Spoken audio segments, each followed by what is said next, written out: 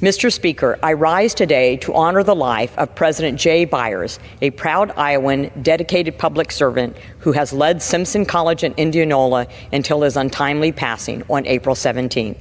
Jay spent his life working to make Iowa a better place. From his years as CEO of the Greater Des Moines Partnership, where he championed economic growth across the metro, to his time as president of Simpson College, where he put his students first every single day. He brought energy, vision, and a heart to everything he did. Jay is survived by his loving wife, Katie, and their daughters, and my prayers are with them during this difficult time and the entire Greater Des Moines area and Indianola. Iowa has lost a leader, Simpson College has lost a champion, and many of us have lost a dear friend. May you rest in peace. Our prayers are with you. With that, Mr. Speaker, I yield back. The chair recognizes the member from Delaware, Representative McBride, for 5 minutes. Thank you, Mr. Speaker. The United States Postal Service isn't just a convenience. It's a constitutional promise. For more than 2 centuries, the USPS has connected every corner of this country, delivering prescriptions to seniors, paychecks to workers, and ballots to voters. And they do all of this without taxpayer funding, because it was never built for profit, but for the public good. Today, that promise is under threat. This administration's effort to privatize the Postal Service would mean higher costs, slower service, and the elimination of rural delivery, because corporations won't serve what isn't profitable. It would also mean the loss of strong middle-class jobs for over 640,000 postal workers across the country, including nearly 74,000 U.S. veterans. In Delaware alone, nearly 1,000 of my neighbors would be at risk. This isn't about efficiency. This is dismantling public services so they can prove that government doesn't work, and then hand those services to the highest bidder. We should be strengthening the Postal Service, not selling it off, because some things should serve people, not profits. Mr. Speaker, this week's travel delays and cancellations are frustrating millions, but behind the headlines is a deeper issue. A national shortage of air traffic controllers pushing a vital workforce to the brink. I recently toured the Philadelphia International Airport and met directly with controllers managing the skies above Delaware. They're working 10-hour days, 6 days a week, making split-second decisions to monitor thousands of lives at once. The pressure is relentless, and the margin for mistakes is zero. On top of all of this stress, this administration and Republicans in Congress are trying to gut their retirement security. Air traffic controllers are mandated to retire at 56. Yet this administration and House Republicans are advancing a proposal to shrink the retirement benefits for federal employees retiring before 62, all to help pay for tax cuts for the wealthy. We cannot expect to solve for shortages by breaking our promises to air traffic controllers after a lifetime of work. The problems we're hearing about at Newark could be a nationwide problem if the majority in Congress continues to disrespect and deplete this vital workforce. Mr. Speaker, I rise to celebrate an extraordinary achievement by students from the Charter School of Wilmington, who were just named national winners of Samsung's Solve for Tomorrow STEM competition. These brilliant students, who I met with last week, tackled Delaware's physician shortage with an innovative solution: an AI-powered smart bandage that monitors wound healing in real time. Their project, called Aquagel, rose to the top from thousands of entries nationwide, earning their school a $100,000 prize package and a national title. This isn't just a win for Delaware. It's a powerful reminder of what young people can achieve when we invest in education, in STEM, and in their belief that they can solve big problems in their communities. And while I am a proud graduate of Cab Calloway, I couldn't help but come to the well of the House to congratulate the Charter School of Wilmington. You've made Delaware proud, and you've inspired us all. I yield back. The chair recognizes the gentleman from Nebraska, Mr. Bacon, for 5 minutes.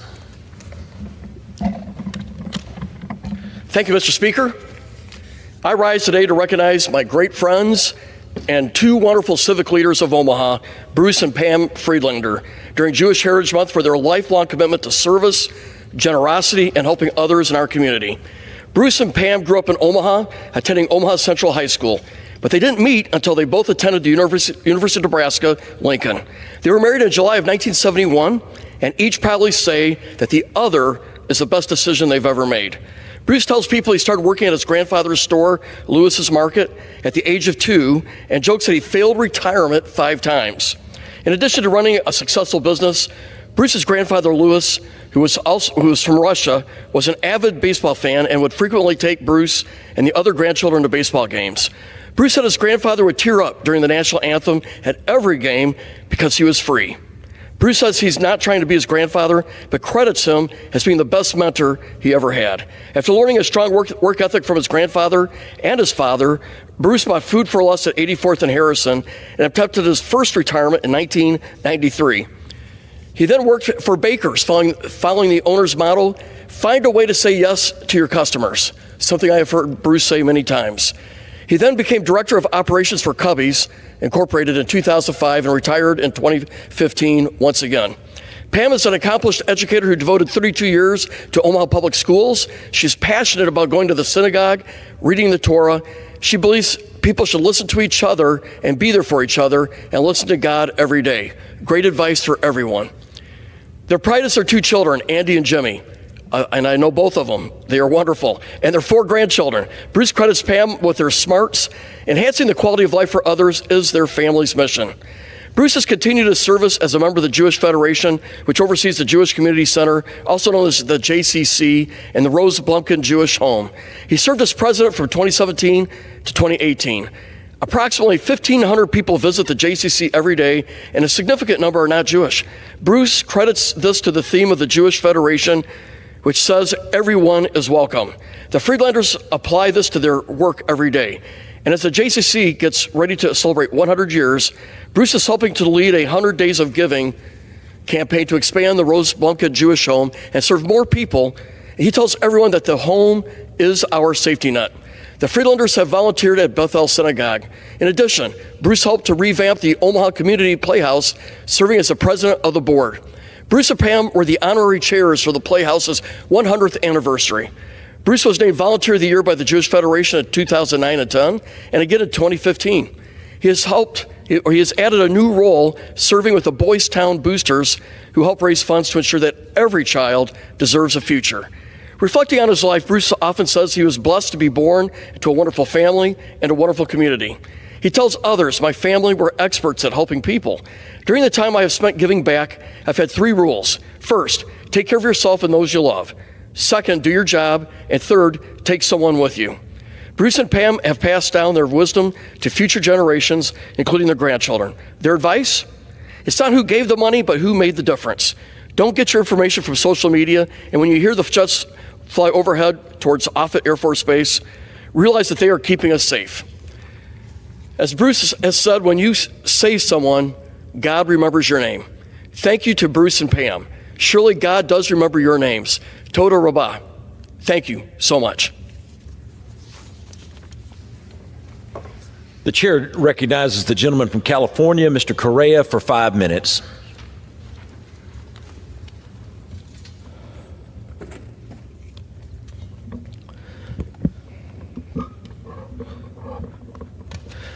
Mr. Speaker, I rise today to honor the career and service of Makiko Shirai, a Japanese foreign service worker who worked to strengthen the relationship between the United States and Japan. On May 20th, Makiko will be presented with Japan's Order of the Sacred Treasure with gold and silver ray for 35 years of supporting the U.S.-Japanese relation. Throughout her career, Makiko served more than 90,000 Japanese nationals in the Los Angeles area. And she played a large role in the consulate's emergency response to the 1994 Northridge earthquake and again during the attacks of 9/11 on our country. My good friend and neighbor Makiko, thank you for being a role model and showing us all what the power of relationships between countries can do. Congratulations on a well-deserved honor. Thank you, Mr. Speaker.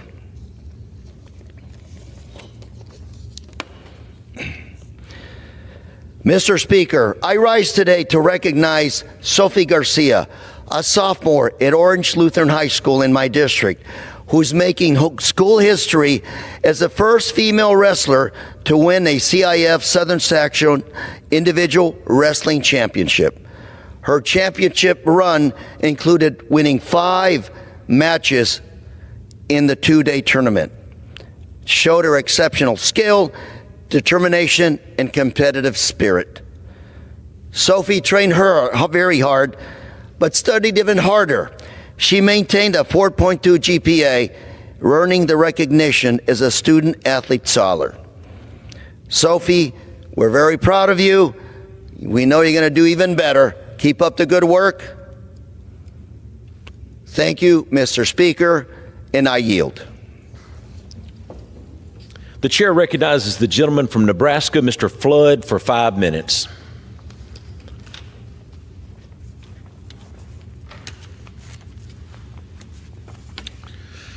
Mr. Speaker, today I rise to honor and celebrate the recent recognition of one of Nebraska's preeminent banks and a pillar of the community it serves, First National Bank Omaha, better known as FNBO.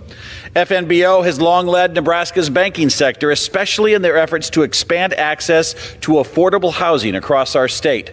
By engaging with local communities, listening to stakeholder feedback, and leveraging the Federal Home Loan Bank of Topeka's affordable housing program, FNBO has become a driving force in promoting home ownership across Nebraska. Their dedication was recently recognized when FNBO was named Federal Home Loan Bank of Topeka's overall Housing Champion of the Year. Along with the honor, they received a $5,000 reward, which is going to the Nebraska Housing Developers Association. All of Nebraska is proud of the work FNBO is doing in housing. I look forward to seeing what they can do next to strengthen our communities through more affordable housing. Thank you. Mr. Speaker, today I rise to recognize and celebrate a truly historic milestone for the city of Lincoln and the entire state of Nebraska, the 100th anniversary of Bryan Health. First opening its doors in 1925, Bryan Health has grown from a hospital in Lincoln into one of Nebraska's most innovative, trusted, and patient-oriented healthcare networks. Over the past century, Bryan Health has expanded its reach and its services to meet the needs of communities in Kearney, Crete, Grand Island, Merritt County, and well beyond. Bryan Health's commitment to compassionate care and medical excellence continues to draw patients from across our state. Their enduring mission puts patients, families, and their communities first, and it has earned them the respect and gratitude of generations of Nebraskans. Congratulations once again to all of Bryan Health's staff and medical professionals for their 100 years of remarkable service and leadership in healthcare.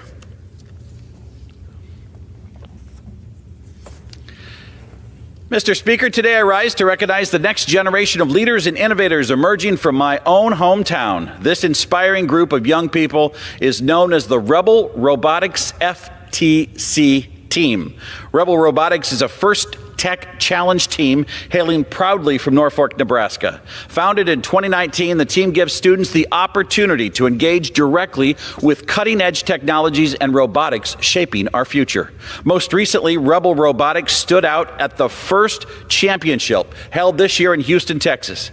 Competing against top teams from across the country, they earned the prestigious Inspire Award, which recognizes excellence in programming, robot design, engineering portfolios, judged presentations, professionalism, as well as community outreach. The Inspire Award is the highest honor presented at the competition, and it also means that Rebel Robotics secured a world championship title in Houston. Congratulations to these exceptional high school students on their achievements and for inspiring others to explore the world of robotics. Thank you, and I yield back. The chair recognizes the gentleman from California, Mr. Peters, for 5 minutes.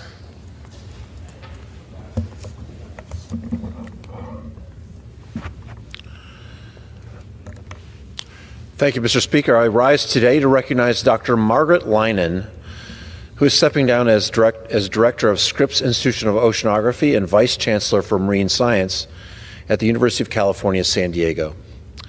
The Scripps Institution of Oceanography works to study and find solutions to our most pressing environmental challenges, such as the relationship among our oceans, climate change, and human health.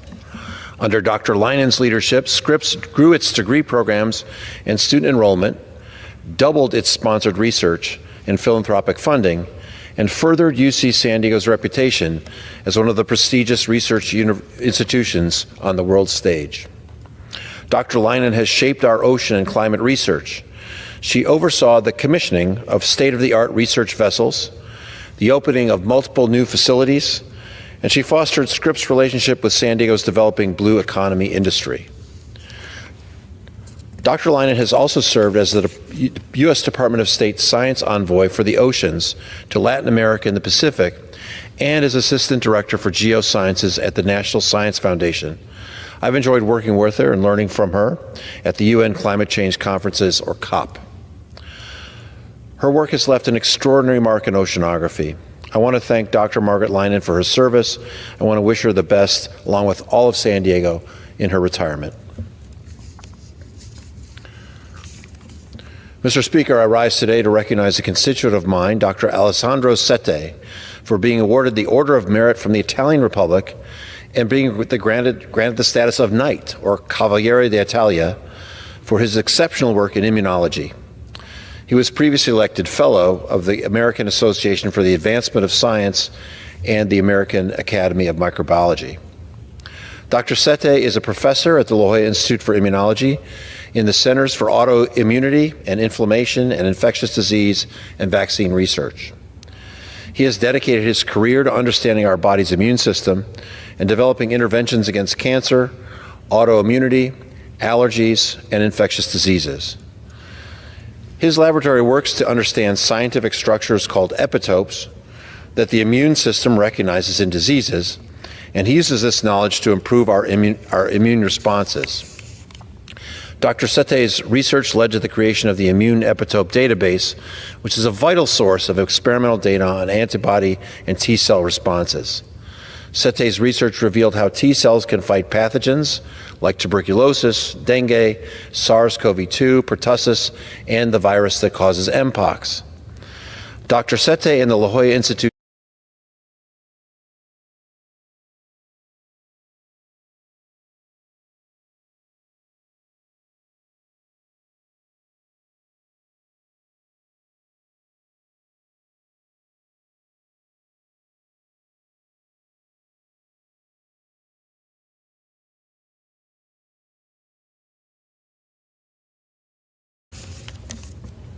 Mr. Speaker, I rise today to recognize the remarkable Shane Crotty, a San Diegan and world-renowned immunologist whose work has transformed our understanding of the human immune system.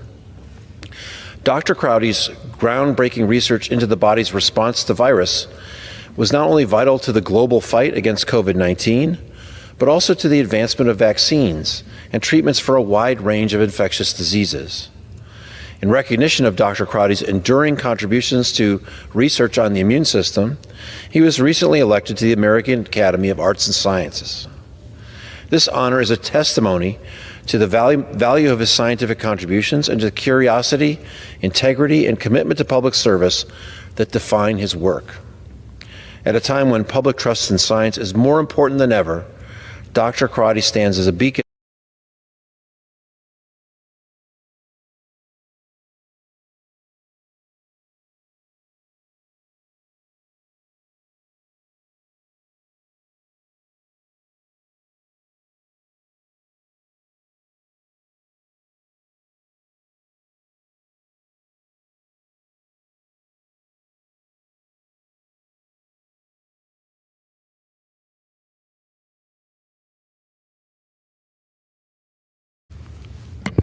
Thank you, Mr. Speaker. I keep hearing the term constitutional crisis over and over again, constitutional crisis. And candidly, the only constitutional crisis that has taken place over the last 4 years was the last administration abandoning their responsibility to defend our border and allowing over 10 million people to enter this country illegally, cutting in line over and over from people who want to come here legally and add to the American dream. We don't know who these 10 million people are, where they came from, or if they could be a danger to our community and country.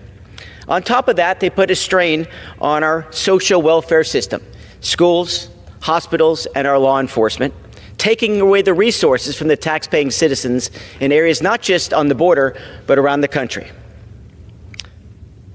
When food, gas, and rent prices were going up by 20 and 30%, if not more, over that time period, the very people who were breaking the law were actually getting free things, whether it be rent, free phones, cash cards, and other things that Americans were struggling to pay for every single day. Cleaning up this mess has become our responsibility, the new majority, the new administration that has committed itself to actually keeping the promises from the campaign trail in 2024. Instead of bending over backwards helping people who are breaking the law, they want to look at and say, how about those folks that were left behind? They were facing a constitutional crisis in the sense that their own government were not enforcing the laws of this land. So as the new administration is moving forward to deport gang members, wife beaters, and others, the real constitutional crisis is finally being defined, that America should finally stand up for the citizens that make this country great and allow people to enter this country in a legal way so they can contribute to the American dream. I'm so proud of this administration for keeping those campaign promises and working swiftly and in a smart way to deport those folks who broke the law, not just coming to this country, but once here in this country. And for a change, I think a lot of people are finally saying that the government is working for them instead of against them. And let's send this clear message that law and order means something, the constitutional means something, and we can finally end this constitutional crisis. I applaud the president for moving forward and allowing the American people to stand up. Because let's just look at it candidly. When you're standing up exclusively for judges, you're not having a checks and balance system. You're putting one single judge above the American public on the popular vote, let alone the Electoral College. And I'm so glad that this House said that we're going to move forward in a thoughtful way and not allow, again, one single judge who's not elected by the people decide the policies of this government. Mr. President, thank you for your leadership. We stand with you in making sure the rule of law is finally followed and ending the constitutional crisis that existed for the last 4 years. And with that, Mr. Speaker, I yield back. The chair recognizes the gentleman from California, Mr. Cisneros, for 5 minutes.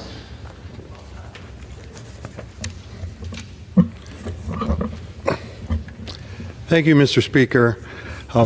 I would just say if this administration was keeping their promises, we would actually have a president who, when asked if it's his responsibility to uphold the Constitution, he wouldn't say, I don't know.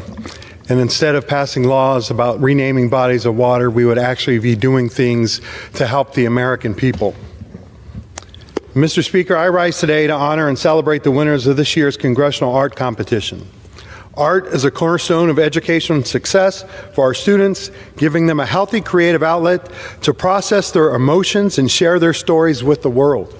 We had over 80 talented young artists submit their work to my Congressional Art Competition at California's 31st Congressional District Representative.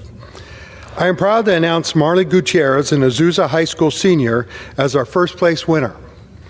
Her charcoal and graphic artwork, Heartfelt Gaze, will be hung in the Cannon Tunnel for the next year for everyone to see. I had the pleasure of meeting Marley and the other talented young artists at a ceremony we hosted last month. Our ceremony was held in the beautiful Vincenzo's Terrazza in San Dimas, where we celebrated with students, parents, teachers, and everyone who participated in this year's competition. It was such a joy to meet many of California's 31st bright young artists and hear about the impact art has on their lives. Congratulations again to Marley and all the students who submitted their artwork. I am so proud of each and every one of you. Thank you very much, and I yield back. The chair recognizes the gentleman from Kansas, Mr. Mann, for 5 minutes.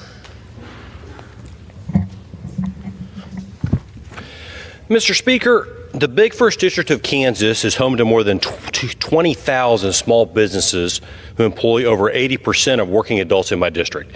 These small businesses are the backbones of our economy. Their stories, defined by sacrifice, hard work, and determination, serve as a reminder of what the American dream is all about. That anyone from anywhere can come to the U.S. the right way, work hard, make an honest living, and succeed. That's what it's all about. Many of the small businesses I represent are family-owned and operated. As a fifth generation to grow up on my family farm and feed yard in western Kansas, I understand the immense sense of pride and gratitude that comes with growing up around a family business. It's much more than a 9-to-5. It's a personal investment of endless hours to see a dream come to life. And when that dream gets off the ground, families give it their all to keep it afloat. They take pride in serving their neighbors and leaving their communities better than they found them. Our federal policies ought to help them do just that. Since I came to Congress, I've worked nonstop to make this a reality. Every year, I've introduced legislation to preserve stepped-up basis and to stop far-left Democrats' farm killer tax. For decades, stepped-up basis has protected families from being forced to pay capital gains taxes on inherited assets. President Biden tried his best to remove this provision, which would have resulted in the destruction of family farms across my district and around the country. I've always and will continue to oppose any effort to impose new taxes on small, family-owned businesses, period. I fought to protect similar exemptions for students from family farms and small businesses. Last year, new FAFSA provisions altered the federal formula for student aid, counting assets in small businesses and family farms as part of the family's net worth. My Family Farm and Small Business Exemption Act seeks to correct this flaw and to level the playing field for students who come from these families. When these students are applying for higher education financial aid, assets tied up in a small business should not count against them. As their families work tirelessly to make an honest living and serve their neighbors, we should make it easier for them to succeed and pass on these businesses to the next generation. My bill evens the playing field and protects the American dream for every student. And I was proud to see it included in the bill that the House Education and Workforce Committee marked up last week. Congress should also roll back burdensome regulations that further handcuff our small businesses in an already challenging environment. For the last 4 years, our small business owners navigated regulation after regulation imposed by the Biden administration. President Biden attempted to regulate every aspect of small business owners' livelihoods if they didn't fall in line with his Green New Deal agenda. Small business owners, already struggling with sky-high inflation, begged Washington, D.C. for less regulation and more freedom to just make a living. The Republican majority has spent the last 4 months rolling back these regulations. That's what our small business owners want, and that's what they deserve. Most importantly, Mr. Speaker, over the last few months, this body will work to further support small business owners by extending the 2017 tax cuts. These historic tax cuts by President Trump during his first term ushered in an economic boom that benefited America's small businesses and the communities they serve. We have a duty to bring back the growing economy and to ensure the family businesses that are the backbone of our country can thrive again. If we fail to extend the Trump tax cuts, small businesses will see their tax rates nearly double, harming local economies and Main Street. This financial burden would limit a small business' ability to grow and force some to reduce the size of their staffs or even close their doors entirely. Americans can't afford to leave these men and women out to dry. During this National Small Business Week, we thank the hardworking men and women who make up more than 33 million small businesses across our great nation, employ nearly 62 million Americans, and equipping them to feed their families, put a roof over their heads, and clothes on their backs. I look forward to working with my colleagues in this body to see America's small business community thrive once again. If our small businesses fail, America fails, and the world cannot afford that. I recognize that over these next few weeks, we will have very difficult conversations on the best way to extend these cuts and enact President Trump's agenda, but they're conversations worth having. Mr. Speaker, America is counting on us. Thank you, and I yield back. The chair recognizes the gentleman from New Jersey, Mr. Menendez, for 5 minutes.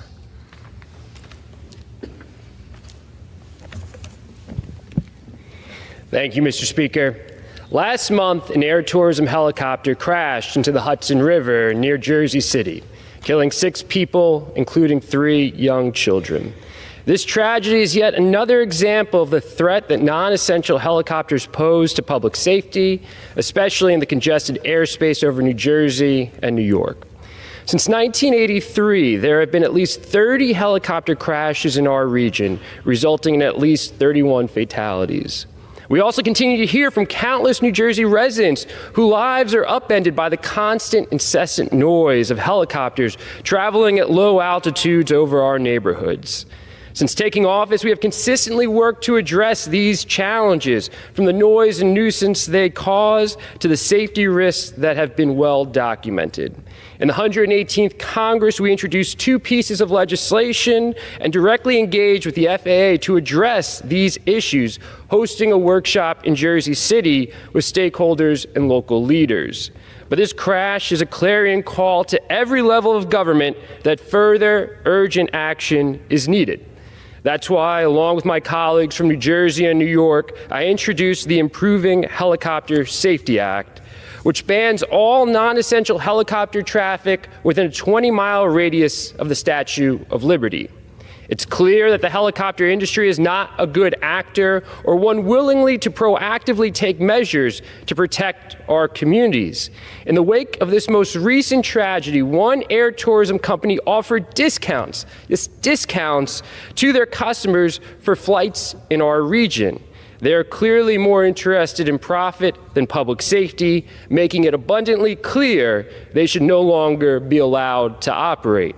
I ask my colleagues to join me in support of this bill so that we can protect lives in our communities and ensure that tragedies like this one never happen again. Mr. Speaker, I rise today to celebrate the 10th anniversary of Buddy Baseball in Bayonne. Every year, more than 100 children and young adults with special needs gather for a season of Buddy Baseball, giving everyone the opportunity to succeed, play, and enjoy this incredible game. This year, I was proud to march in the parade to celebrate their opening day and commemorate the opening of their brand new field. Hundreds of spectators lined the streets to cheer on this year's players, and it was heartwarming to see our community come together for such a great cause. The city of Bayonne is leading the way in bringing communities together in an inclusive way, lifting up those around us and showing what we can achieve when we work together. I thank everyone who made this dream a reality and for reminding us what we can do when we come together as one in community. Thank you, Mr. Speaker, and I yield back. The chair recognizes the gentlewoman from North Carolina, Ms. Fox, for 5 minutes. Thank you, Mr. Speaker.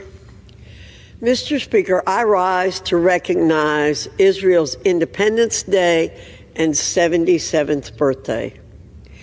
The United States and Israel have a binding, ironclad partnership that continues to grow stronger as the months and years go on.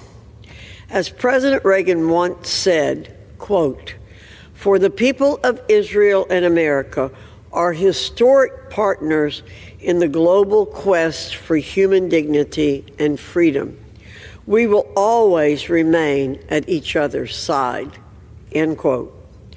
Our values are one and the same, and our joint commitment to advancing freedom and human dignity will never cease. To the State of Israel and the Jewish people, I say this: we will always stand firmly alongside you. You can count on us today, tomorrow, and always. I yield back. The chair recognizes the gentleman from Pennsylvania, Mr. Muser, for 5 minutes.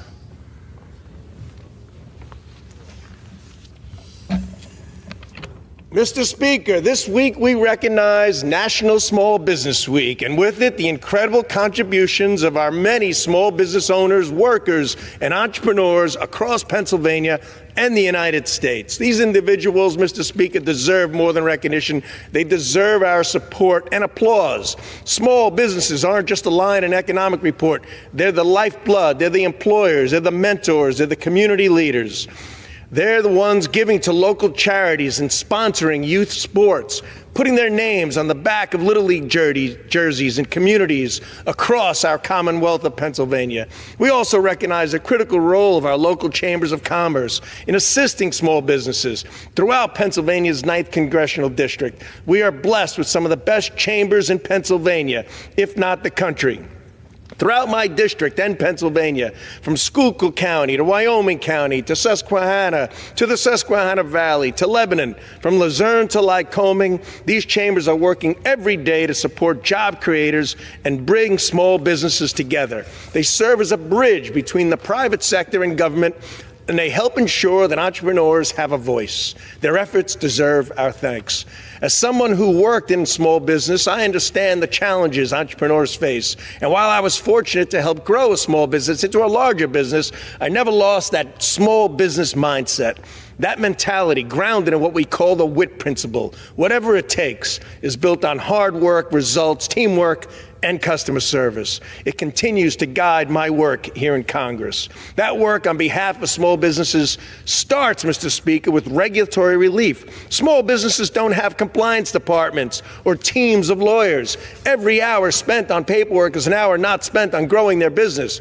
That's why House Republicans and the Trump administration have taken important steps to roll back burdensome regulations that never should have applied to small employers in the first place. We fought to eliminate the Biden administration's imposed beneficial ownership program rule, which would have forced small businesses to submit sensitive ownership information to FinCEN, adding compliance burdens and creating legal risk with little benefit. We pushed back against the CFPB's 1071 rule, which mandated that lenders collect and report demographic and financial data on small business loan applications, raising costs and potentially limiting access to capital. And to ensure we're hearing directly from those affected, the Small Business Administration has also now launched recently a red tape hotline, giving small business owners and manufacturers a direct channel to report excessive or unworkable federal regulations so we can act on them. As a matter of fact, their phone number at the SBA is 1-800-827-5722 is their hotline. Beyond regulatory relief, we're advancing smart legislation to support growth and innovation. I introduced the Investing in All of America Act, which expands access to capital for small manufacturers and startups in economically underserved and rural areas by raising the leverage cap on small business investment companies. My 7A Loan Oversight Act improves transparency and accountability in the SBA's most widely used lending program by requiring annual reports on loan agent activity. This bill ensures Congress has the data needed to provide proper oversight, protect taxpayer dollars, and keep the program strong for small businesses that rely on it. And the Regulatory Review Improvement Act, which I also introduced, ensures that federal agencies take into account the real-world impact of their rules on small businesses. It requires agencies to regularly review existing regulations already on the books and evaluate whether they should remain in place based upon their effect on small businesses. That and ensuring access to capital is some of our major focuses here in Congress. Finally, through reconciliation, also known as the One Big Beautiful Bill, we are committed to extending the provisions of President Trump's Tax Cuts and Jobs Act, which helped countless small businesses invest, expand, and hire. Provisions like Section 199A, bonus depreciation, and the R&D tax credit have had a direct positive impact on small businesses. These provisions and the broader income tax reductions must be extended to maintain growth and protect jobs. By voting for this plan, we are simply continuing the tax plan that stimulated the strongest economy in the past 50 to 100 years. A no vote on this plan is a no vote for small business. Anyone who says this reconciliation package doesn't help small businesses either doesn't understand it or is choosing to ignore what's in it. This legislation is pro-growth, pro-investment, and pro-small business. Separate from the small business provisions, if the individual tax cuts are allowed to expire, the average Pennsylvania family, Mr. Speaker, will face a tax hike of over $2,500. My Democrat colleagues oppose this bill. They are voting in favor of the largest tax increase on working families in American history, plain and simple. And frankly, we need Pennsylvanians to get on board with this pro-growth initiative as well. Mr. Speaker, let's thank every entrepreneur, employer, and team member in a small business. Thank you for all you do to deliver for America, and I yield back. The gentleman yields. Pursuant to Clause 12A, Rule 1, the chair declares the House in recess until 12 noon today.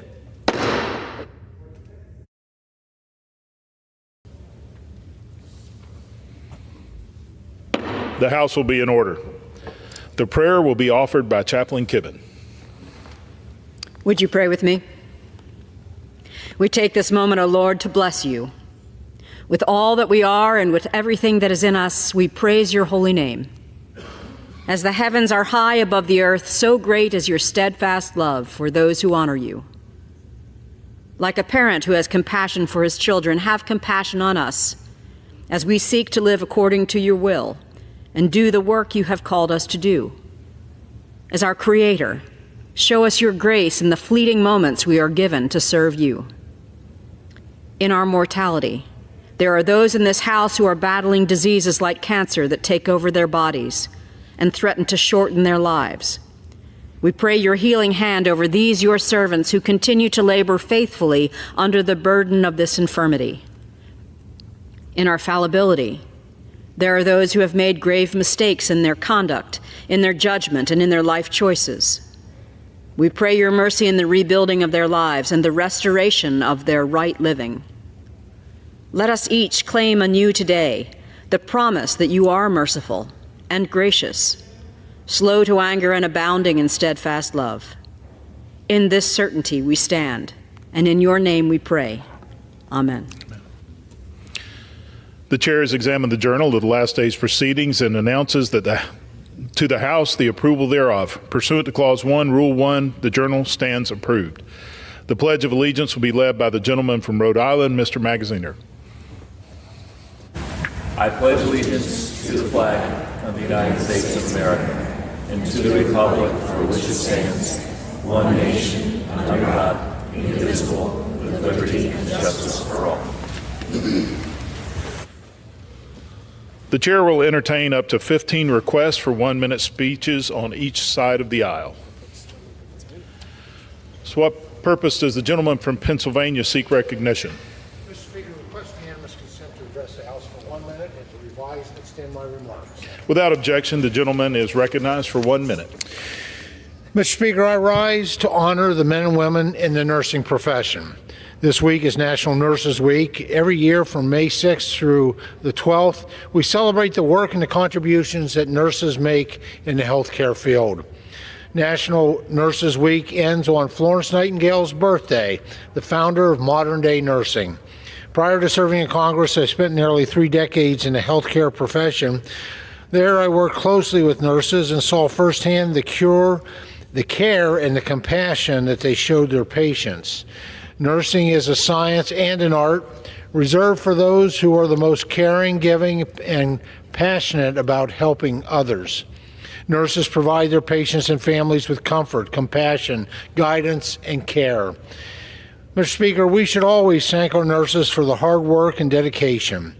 Please join me in recognizing the nursing community this week.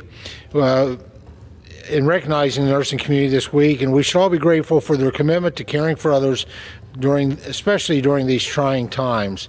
And a special shout out to my Aunt Jessie, who was retired now as a nurse, but cared for so many and made her way to the point where she was the executive director of the Pennsylvania Nurses Association. We're very proud of the difference that she has made. So thank you, Mr. Speaker, and I yield back the balance of my time. For what purpose does the gentleman from Rhode Island seek recognition? I ask to address the House for 1 minute and to revise and extend my remarks. Without objection, the gentleman is recognized for 1 minute. Mr. Speaker, I rise for the 5th time to bring attention to the Trump administration's failure to restore funding for food aid for malnourished children, despite their promise to do so. And I want to speak today about the biology of hunger. A 2-year-old child may weigh the same as a newborn. Their bodies stop growing, their immune systems shut down, They lose the ability to walk and sometimes the ability even to cry. That is what severe malnutrition looks like, and it is the leading cause of death for children under 5. But there is treatment. Ready-to-use therapeutic food is a nutrient-rich peanut paste that delivers the fat, protein, and vitamin that starving children need to survive. It can save a children's life in just 8 weeks. The Adesia factory in Rhode Island has helped save 25 million lives with this food, but that work is now in jeopardy because the administration hasn't followed through on its own promises to continue funding the program. We must restore funding for emergency food aid now. Lives are at stake, and I will keep speaking on this floor until that funding is restored. I yield back. For what purpose does the gentleman from California seek recognition? Address the House 1 minute and rise to extend my remarks. Without objection, the gentleman is recognized for 1 minute. Thank you, Mr. Speaker. It's Small Business Week, and we're getting back to the basics. Less red tape, lower taxes, and policies actually help people who run a business and hire workers. Small businesses are the building block of our economy. They do not need more interference from Washington or their home state. They need us to be out of the way of what they need to do to provide the things people actually want. That's why we're working to stop the largest tax hike in American history and make the 2017 Tax Cuts and Jobs Act provisions permanent. These lower rates help business owners grow and reinvest in their own workers. Under President Trump, we saw how lower taxes and fewer regulations actually sparked real growth. We're building on that by passing bills that support small businesses and American manufacturing in America. When Main Street is strong, our country is strong. We're going to keep doing what works and stop what doesn't, what actually hurts. That's how we get this economy moving in the right direction and actually being dedicated to the needs of the American people and the economy that drives it. I yield back. For what purpose does the gentleman from California seek recognition? I ask unanimous consent to address the House for 1 minute and to revise my remarks. Without objection, the gentleman is recognized for 1 minute. Thank you, Mr. Speaker. In 2005, the 988 National Suicide Prevention Lifeline was launched to provide 24/7 access to counseling and referrals for Americans in crisis. In recognition of these challenges, the challenges these Americans face, the 988 Lifeline provides specialty services targeted at LGBTQ youth who are at a higher risk of suicide than the population at large. According to a 2024 survey by the Trevor Project, 12% of LGBTQ youth attempted suicide in the past year. 12% of American youth in this category. Now, the Trump administration is reportedly considering eliminating these specialized support services, which would cut off the life-saving resources they provide. Young people, young Americans in crisis should be able to speak to a professional counselor when they are in crisis who understands their experiences and is trained to communicate with people facing similar struggles. This is a cruel idea. For the health and safety of all young Americans, the President must immediately reverse course on this ill-advised, cruel, and dangerous plan. Thank you, Mr. Speaker, and I yield back. For what purpose does the gentleman from South Carolina seek recognition? Mr. Speaker, I ask unanimous consent to address the House for 1 minute and advise to extend my remarks. Without objection, the gentleman is recognized for 1 minute. Thank you, Mr. Speaker. Friends of Freedom are grateful the House overwhelmingly yesterday passed a bipartisan bicameral mobilizing and enhancing Georgia's options for building accountability, resilience, and independence, the Megabari Act. This bill counters the Eveshvili regime to drag Georgia toward Iranian terrorists, the Chinese Communist Party, and war criminal Putin. The passage of the Megabari Act was a mandate vote of nearly 90%. Demonstrates American support for legitimate President Salome Zurabishvili, the Georgian people, and the rejection of the tyrannical mafia cabal, which is selling out Georgia to dictators. The Georgian dream insults President Trump. The only way forward is for fair elections and release of all political prisoners. In conclusion, God bless our troops as the global war on terrorism continues. Open borders for dictators puts all Americans at risk of more 9/11 attacks imminent, as warned by the FBI. Trump is reinstituting existing laws to protect American families with peace through strength, revealing that war criminal Putin lies, subverting freedom in Belarus from the legitimate President Svetlana Tsikhanouskaya. I yield back. For what purpose does the gentleman from Florida seek recognition?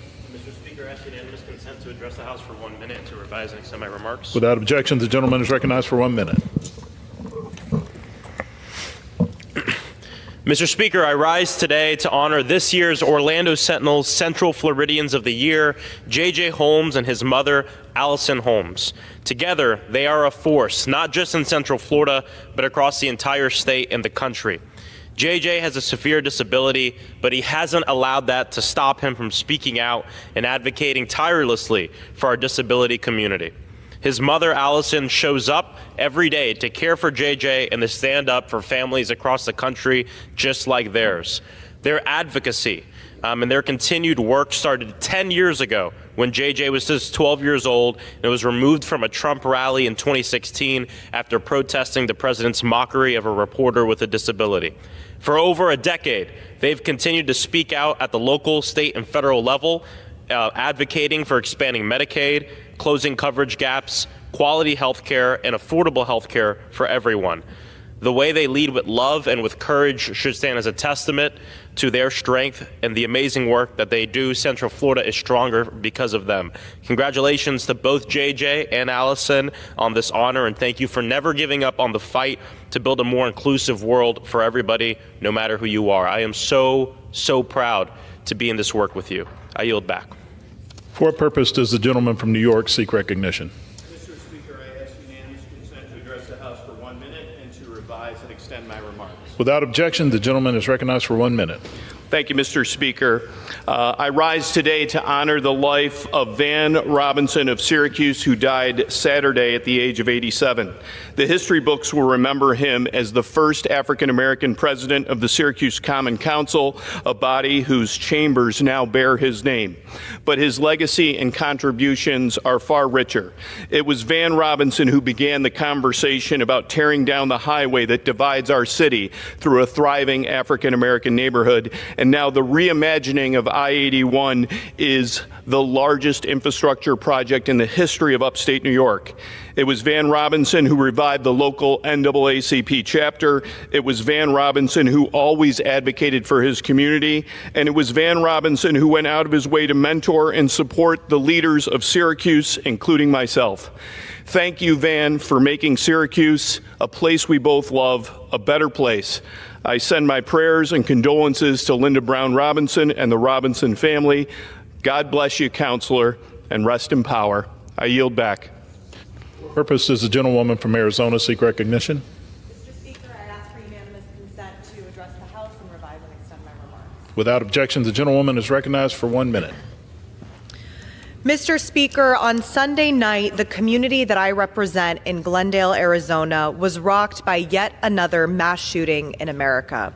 As families and friends came together to eat, drink, and dance, they looked forward to celebrating Cinco de Mayo and spending time in their community, impacted by the violence and trauma that mass shootings impose on communities. For far too long, we've been forced to watch as gun violence devastates our communities, and we feel unsafe going to the movies or eating out at a restaurant. One thing is clear, these acts of violence and the trauma they inflict on all of us are preventable. They are a policy choice. It's time for us to make a new choice. Common sense policy reform to regulate guns and prevent mass shootings like this one in Glendale have broad bipartisan support. It's beyond time we stand up and do something. Thank you, and I yield back. For what purpose does the gentlewoman from New York seek recognition? To revise and extend my remarks. Without objection, the gentlewoman is recognized for 1 minute. Thank you, Mr. Speaker. Today I rise to address the unfair double taxation that my constituents are facing due to the state and local tax deduction cap. Hardworking families across Long Island and across our state and many other states already face some of the highest tax burdens in the nation. For 8 years, they've been unfairly penalized and subject to double taxation. I've heard from countless hardworking families in my district over the past few years that have had to pay tens of thousands of dollars more in taxes, making their lives even more expensive and adding to the cost of living crisis on Long Island. Last year, the president came to my district and vowed to get SALT back. My constituents deserve this real relief, so let's go. I'll continue to push for a full repeal of this cap, and I urge my colleagues on both sides of the aisle to do the same. Anything less than eliminating the SALT cap and restoring the full deduction fails Long Island and fails our state. Thank you. I yield back. For what purpose does the gentleman from Georgia seek recognition? Mr. Speaker, by the direction of the Committee on Rules, I call up House Resolution 377 and ask for its immediate consideration. The clerk will report the resolution. House Calendar Number 26, House Resolution 377. Resolved that upon adoption of this resolution, it shall be in order to consider in the House the bill. H.R. 276, to rename the Gulf of Mexico as the Gulf of America. All points of order against consideration of the bill are waived. The amendment in the nature of a substitute recommended by the Committee on Natural Resources, now printed in the bill, shall be considered as adopted. The bill as amended shall be considered as read. All points of order against provisions in the bill as amended are waived. The previous question shall be considered as order on the bill as amended and on any further amendment thereto to final passage without intervening motion except one. 1 hour of debate, equally divided and controlled by the chair and ranking minority member of the Committee on Natural Resources or their respective designees, and 2, 1 motion to recommit. Section 2, upon adoption of this resolution, it shall be in order to consider in the House the bill, H.R. 881, to establish Department of Homeland Security funding restrictions on institutions of higher education that have relationship with Confucius Institutes, and for other purposes.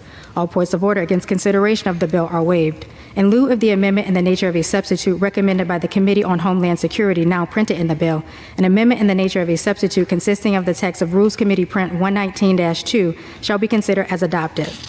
The bill as amended shall be considered as read. All points of order against provisions in the bill as amended are waived. The previous question shall be considered as order on the bill as amended and on any further amendment thereto to final passage without intervening motion except one. 1 hour of debate, equally divided and controlled by the chair and ranking minority member of the Committee on Homeland Security or their respective designees, and 2, 1 motion to recommit. The gentleman from Georgia is recognized for 1 hour. Mr. Speaker, for purposes of debate only, I yield the customary 30 minutes to the gentlelady from Pennsylvania, Ms. Scanlon, pending which I yield myself such time as I may consume. During consideration of this resolution, all time yielded is for the purposes of debate only. Mr. Speaker, I ask unanimous consent that all members have 5 legislative days to revise and extend their remarks. Without objection. Mr. Speaker, last night the Rules Committee met and reported a rule, House Resolution 377, providing for consideration of 2 measures. H.R. 276, the Gulf of America Act, under a closed rule. The rule provides 1 hour of debate equally divided and controlled by the chair and ranking member of the Committee on Natural Resources or their respective designees and provides 1 motion to recommit. Additionally, the rule provides for consideration of H.R. 881, the DHS restrictions on the Confucius Institute and Chinese Entities of Concern Act to be considered under a closed rule. The rule provides 1 hour of debate equally divided and controlled by the chair and ranking member of the Committee on Homeland Security or their respective designees and provides 1 motion to recommit.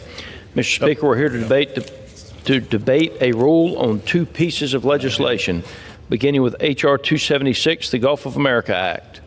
Mr. Speaker, H.R. 276 is straightforward. It permanently renames the Gulf of Mexico as the Gulf of America and directs federal agencies to update their documents and maps to incorporate the new name. President Trump directed the name change a few months ago, Mr. Speaker, and there have been no issues during that time. We're simply using our Article 1 authority to reflect the Gulf's importance to our country. Moving on, Mr. Speaker, the rule also provides for the consideration of H.R. 881, the DHS restrictions on Confucius Institutes and Chinese Entities of Concern Act. It goes without saying, Mr. Speaker, that the Chinese Communist Party does not share our interests or our values. Confucius Institutes were originally established in America in 2004 and marketed as a way to promote Chinese language and culture, support local Chinese teaching internationally, and facilitate cultural exchanges. However, it has become clear that this was not the real goal, Mr. Speaker. The true intent was a sophisticated and global influence campaign allowing the CCP to conduct espionage in our country and steal our intellectual property and trade secrets. While there are less than 5 Confucius Institutes still currently active in the United States, the Government Accountability Office has reported that 43 of 74 schools it surveyed still maintain a relationship with the entity that supported their Confucius Institute. Further, the Department of Education has shown that over $3 billion has been collected by U.S. universities from entities connected to the People's Republic of China and the Chinese Communist Party. This bill, which has been worked on and will pass in a bipartisan manner, I believe, simply bans eligibility for DHS funding from an institution with a relationship to a Confucius Institute, Thousand Talents Program, or Chinese entity of concern until such a relationship is terminated. Mr. Speaker, I look forward to consideration of these pieces of legislation and urge passage of this rule. I reserve the balance of my time. The gentleman from Georgia reserves. The gentlewoman from Pennsylvania is recognized. Thank you, Mr. Speaker. As much as it pains me to say this, we're here on the House floor today because the House Republican majority has chosen to prioritize debate and passage of a bill to rename the Gulf of Mexico as the Gulf of America. That's not what my constituents think is the most important thing Congress should tackle this week or this year. And I bet it's not what your constituents think either. It's easy to mock this legislation because it's so inane and embarrassing, and we have. But its very existence and the fact that House Republicans have chosen to waste time and taxpayer dollars to bring it up for a vote is worth considering. So let's talk about the real Gulf of America, the Gulf in America, the Gulf between the ambitions and priorities of this White House, aided and abetted by the House majority, and the needs of the American people. The Gulf that makes Republicans think that it's more important to give tax cuts to billionaires than to make sure that America's children and veterans and seniors have food and housing and medical services, and that we protect the air we breathe, the water we drink, and the food we eat. The Gulf that causes the Speaker to bring ridiculous legislation to the floor to flatter the President and appease his base, rather than meet the needs of the American people. Americans want a Congress and a White House that solves problems rather than creates them. Americans aren't asking to rename the Gulf of Mexico. In fact, public polling, including on Fox, says that nearly 70% of Americans oppose that executive order and this legislation to rename the Gulf of Mexico. Like many Americans, I follow the news each day with trepidation. Many folks tell me that the chaos and missteps of this administration are too painful or upsetting to follow, and they've tuned it out, because the only guarantee we have is that every day the president or his administration will have done something dumber or more dangerous than the day before. Each day brings its own self-inflicted crisis with this White House, and millions of Americans are exhausted by it. They're pleading with their elected officials to act, to do something, anything, to bring normalcy back to this country, to bring decency back to this country. There was a time when American public life was guided by a genuine sense of duty and a converse fear of shame, but today neither appear to hold much sway. Instead, we have a White House filled with charlatans, made-for-TV personalities, conmen, snake oil salesmen, grifters, billionaires, and criminals, all using the power of the federal government to enrich themselves at the expense of the American people and to punish their political opponents. Last week was President Trump's 100th day in office, a customary benchmark by which we measure the successes and failures of a new president's term. I think it's safe to say that Trump's first 100 days have been a disaster. His tariff policies are likely to cause a recession. Millions of people have seen their retirement savings evaporate. Families don't know if they're going to be afford basic goods, much less Christmas dolls. Businesses, big and small, are paralyzed by uncertainty and reducing their spending, and many small businesses may not survive. To add insult to injury, when faced with these facts, what does the president say? Deal with it. Those are the president's own words. The tariffs will be painful, but it's a price that must be paid. But paid by whom? It won't be Trump or the billionaires in his cabinet or at his golf clubs. No, it's going to be real people, people who work for a living, who will have to pay the price for his ill-conceived trade war. It's not going to be guys like Bessent or Lutnick who have multi-million-dollar mansions and fly on private planes. They'll be just fine. However, for working parents, according to Trump, maybe the kids will have $2 instead of 30, and I don't know who has $30. And maybe the moms who live in my district who will have to pay more for the stroller they use to transport their kids to daycare and doctors and the grocery store. So much for the guy who said he was going to bring down prices on day one. And it's worth noting that just yesterday in our rules markup, our Republican colleagues voted once again to keep the Trump tariffs in place. Over a month ago, they rigged the rules of the House to prevent Congress from voting to end the Trump tariffs. They literally voted to stop time, to say that for the purposes of protecting the Trump tariffs, there's only one day between now and the end of September. That will prevent anyone from being able to force a vote on whether to end Trump's tariffs. So they're dragging down our economy and American families with it. And that's just the terrible Trump tariffs.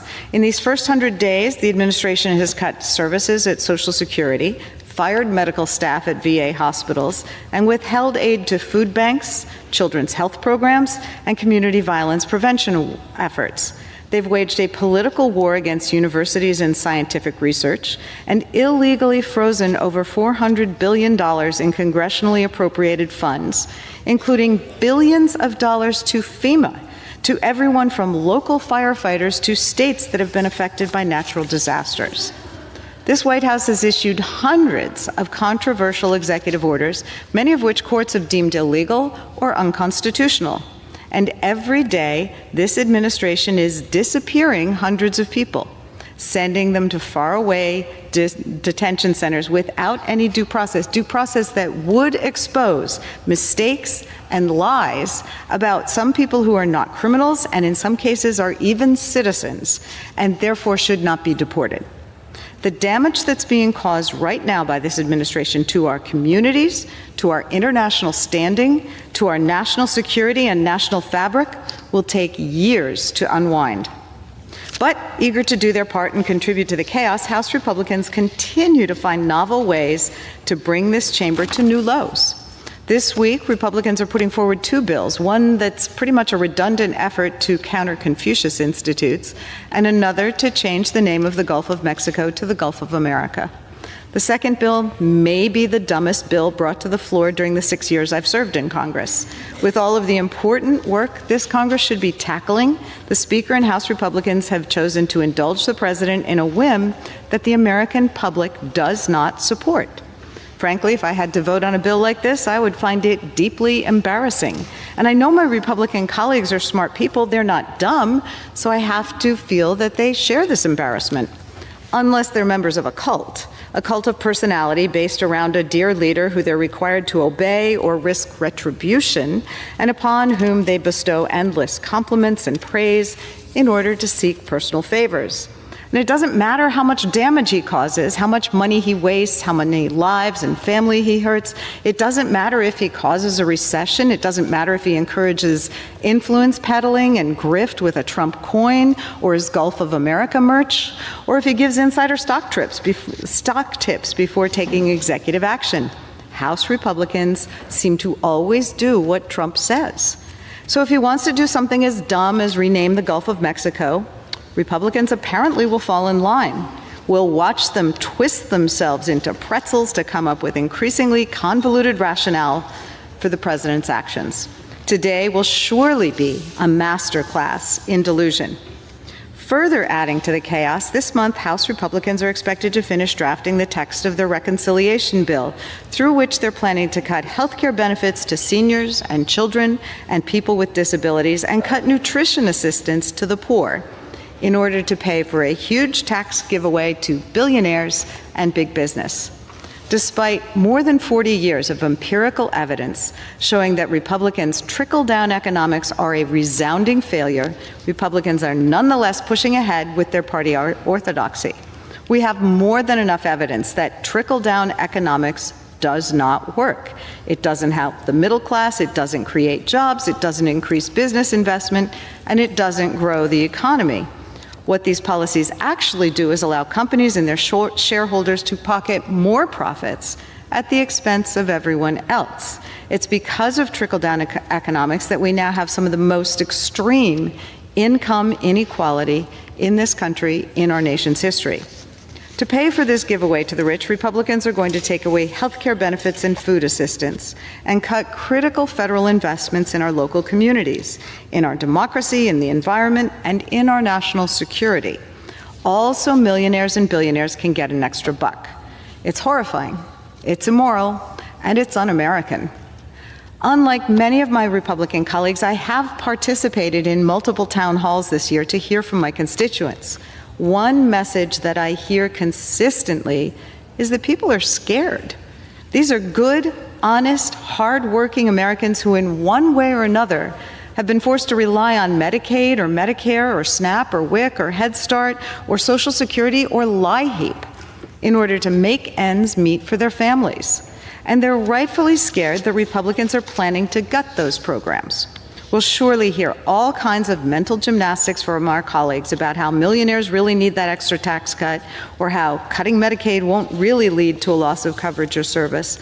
We'll hear tortured arguments from Republicans to hide what they're really doing.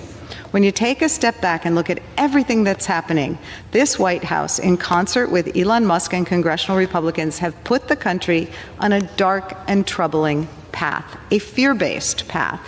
It's leading us to a place that has more in common with Stalin's Russia than the free society envisioned by our founding fathers.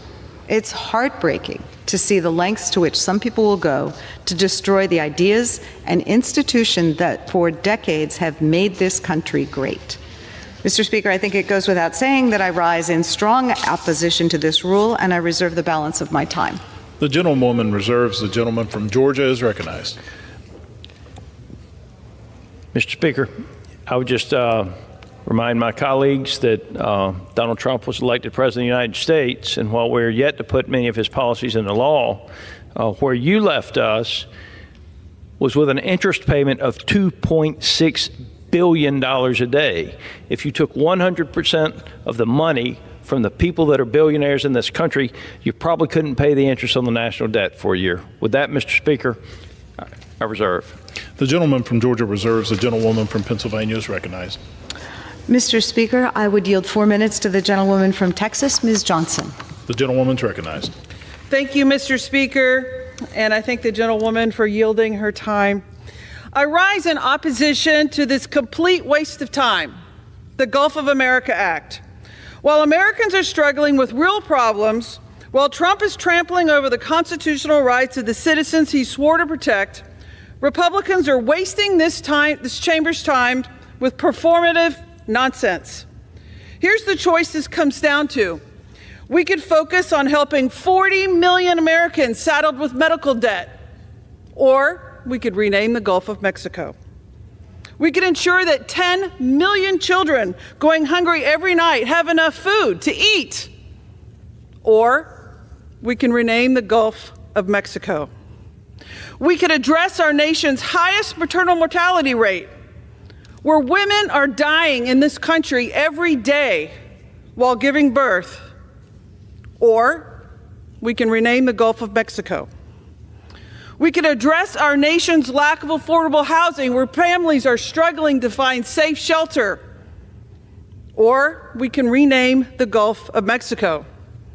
We can make sure our veterans who are waiting for weeks for appointments at VA clinics get the desperate care they need after making such extreme sacrifices in the honor of service to our country. Or we can rename the Gulf of Mexico. We can be protecting Social Security and Medicare, protecting Medicaid, finding affordable child care for the millions of children in this country, and reducing the high cost of living that so many families in all of our districts are struggling to afford, basic necessities. Or we can rename the Gulf of Mexico. Republicans have made their choice. They want to focus on renaming a body of water that doesn't need renaming instead of the emergent needs that the people we all represent. And the bill's co-sponsor, the woman from Georgia, in her district, 1 in 5 residents live below the poverty line. Her district ranks near the bottom in Georgia for health outcomes. Opioid overdose rates continue to climb.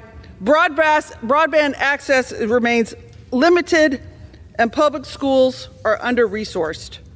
But again, instead of working on bills to bring down the high costs of health care, making broadband accessible for Americans all over the country, or helping families struggling with addiction, we are renaming the Gulf of Mexico as if it is the most important pressing issue facing this country. This is not governing. It's a distraction, it's political theater, and it's an insult to the intelligence of every American who expects us in Congress to do the serious work of solving real problems and making their lives better. This bill does not achieve any of those ends. The American people did not send us here to troll and suck up to a president. They sent us here to legislate, lead, and make their lives better. I urge my colleagues to vote no on this stupid bill and focus on what matters to the American people, and I yield back. Members are reminded to refrain from engaging in personalities toward the president. The gentlewoman reserves. The gentleman from Georgia is recognized.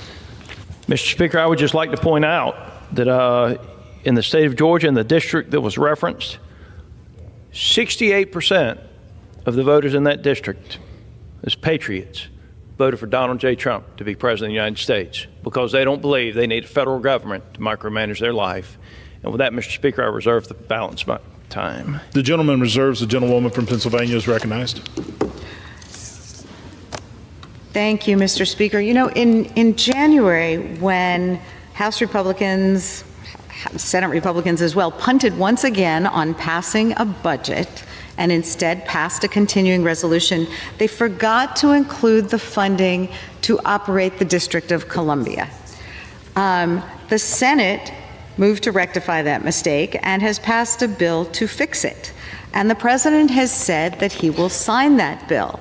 The mayor from D.C. has repeatedly spoken to House Republicans about the urgency of fixing the city's budget. The clock is ticking, and if the fix isn't passed, D.C. will have to lay off hundreds of teachers and police officers and curtail critical services in the district. But while this is going on, House Republicans are instead using floor time to prioritize removing the long-finned smelt from the endangered species list, to rename the Gulf of Mexico, and to do other, frankly, stupid messaging bills like those we're considering today. So the Speaker may claim that it's just a matter of schedule, but clearly this is once again the gulf in America between what Americans, what the people who live in D.C., what most of the country thinks is important, and what House Republicans are willing to do. I reserve. The gentlewoman reserves. The gentleman from Georgia is recognized. Mr. Speaker, I would remind you that the Chinese Communist Party is no longer an economic adversary. They're an enemy. And they've been very creative in the way they've embedded themselves into the university systems in this country. This rule gives us a vote on kicking them the rest of the way out of this country. And I think, Mr. Speaker, that that's going to pass in a very bipartisan manner. So with all the annex and yelling and screaming and pointing the fingers, I just want to remind you there's a very serious piece of legislation to deal with the Chinese Communist Party in this rule that I believe will pass in very much a bipartisan manner. And with that, Mr. Speaker, I reserve. And reserves. The gentlewoman from Pennsylvania is recognized. Thank you, Mr. Speaker. If we defeat the previous question, I will offer an amendment to the rule to bring up H.R. 2753, the Hands-Off Medicaid and SNAP Act, which will prevent the Republican budget from cutting Medicaid or SNAP benefits. Mr. Speaker, this week the House is voting to rename the Gulf of Mexico as the Gulf of America. I'm not joking. This is what House Republicans are spending their time doing publicly. But privately, behind closed doors, according to reports, Republican leadership is meeting with vulnerable moderate Republicans to try to sell them on trading devastating cuts to Medicaid for tax cuts for billionaires. Under their plan, they have to cut $880 billion from Medicaid and $230 billion from food assistance just to make the math work for their disastrous reconciliation bill. Mr. Speaker, what's worse is they continue to argue that they aren't doing that. But the math doesn't lie. They can't reach the levels of billionaire tax cuts they want. without gutting vital programs like Medicaid and SNAP, programs that the most vulnerable in our country rely upon. Republicans are publicly claiming that they won't make those cuts, so today I'll give them a chance to prove that to the American people by putting their money where their mouths are and voting to ensure those devastating cuts can't move forward in this House. Mr. Speaker, I ask unanimous consent to insert the text of my amendment into the record, along with any extraneous material, immediately prior to the vote on the previous question. Thank you. So I will urge a no vote on the previous question, and I'll reserve my time. The gentlewoman reserves. The gentleman from Georgia is recognized. Thank you, Mr. Speaker. I would ask the gentlelady if she has any additional speakers or if she's prepared to close. Okay. I'm prepared to close. Mr. Speaker, I reserve. The gentleman reserves. The gentlewoman from Pennsylvania is recognized. Thank you. Mr. Speaker, the country deserves better leadership, leadership focused on the common good and public service rather than culture wars and private profit. The United States faces enormous challenges, and the American people want Congress to act on their behalf. They want us to lower the cost of groceries, rent, and health care.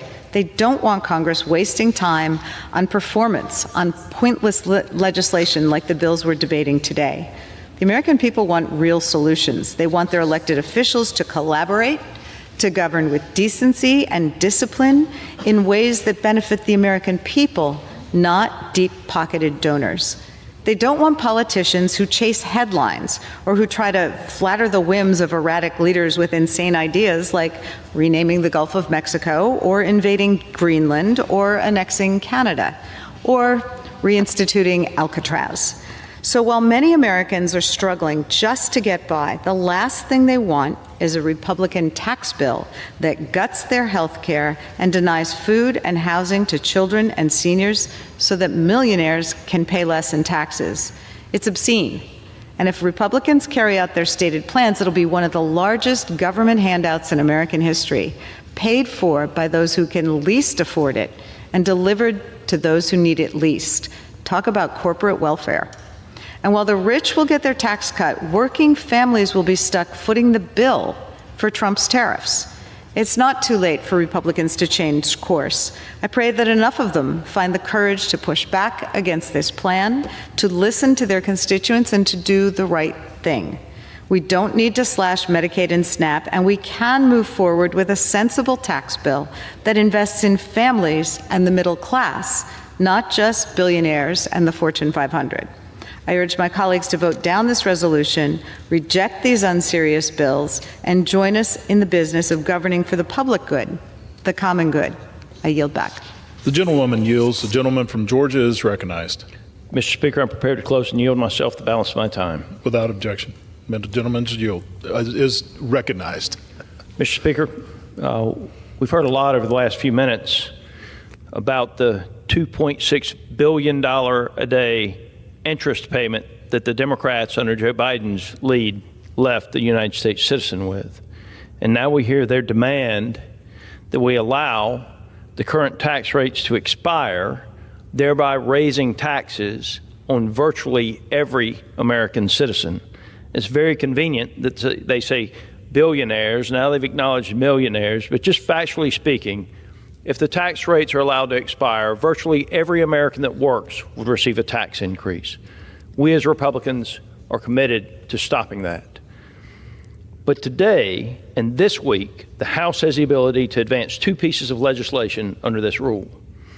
H.R. 276, the Gulf of America Act, which simply reflects the Gulf's importance to our country, the United States of America.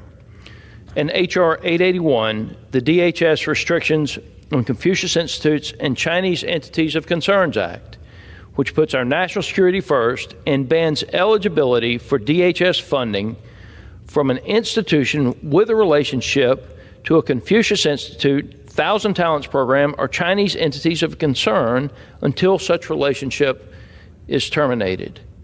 Mr. Speaker, the Chinese Communist Party is our enemy. That is a decision that they have made. I urge my colleagues to join me in voting yes on the previous question and yes on the rule. Mr. Speaker, I yield back the balance of my time and move the previous question on the resolution. The question is on ordering the previous question on the resolution. Those in favor say aye. Aye. Those opposed, no. In the opinion of the chair, the ayes have it. I would request a recorded vote. The yeas and nays. The yeas and nays are requested. Those favoring a vote by yeas and nays will rise. A sufficient number having risen, the yeas and nays are ordered. Pursuant to Clause 8 of Rule 20, further proceedings on this question will be postponed. Pursuant to Clause 12A of Rule 1, the chair declares the House in recess, subject to the call of the chair. The House will be in order. Proceedings will resume on questions previously postponed. Votes will be taken in the following order. Ordering the previous question on House Resolution 377 and adoption of the House Resolution 377 if ordered. The first electronic vote will be conducted as a 15-minute vote. Pursuant to Clause 9 of Rule 20, remaining electronic votes will be conducted as 5-minute votes. Pursuant to Clause 8 of Rule 20, the unfinished business is the vote on ordering the previous question on House Resolution 377, on which the yeas and nays are ordered. The clerk will report the title of the resolution. House Calendar Number 26, House Resolution 377, Resolution providing for consideration of the bill, H.R. 276, to rename the Gulf of Mexico of the Gulf of America, and providing for consideration of the bill, H.R. 881, to establish Department of Homeland Security funding restrictions on institutions of higher education that have a relationship with Confucius Institutes and for other purposes. The question is on ordering the previous question. Members will record their votes by electronic device. This will be a 15-minute vote.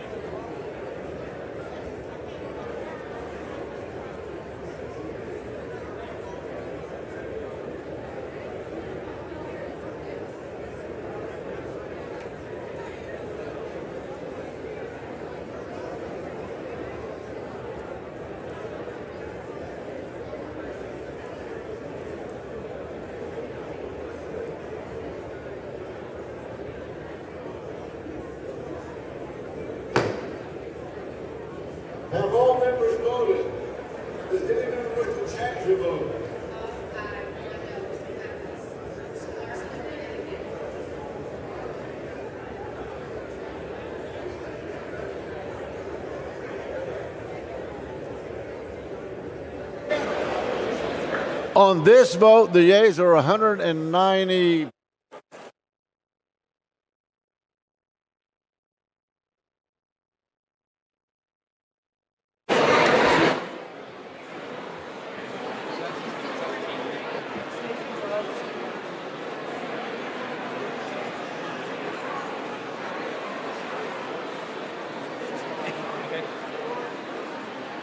Mr. Siscomani votes aye. Mrs. Strahan votes no.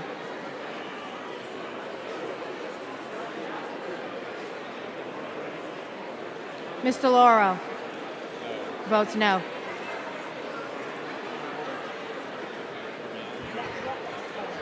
Mr. Mervan votes no.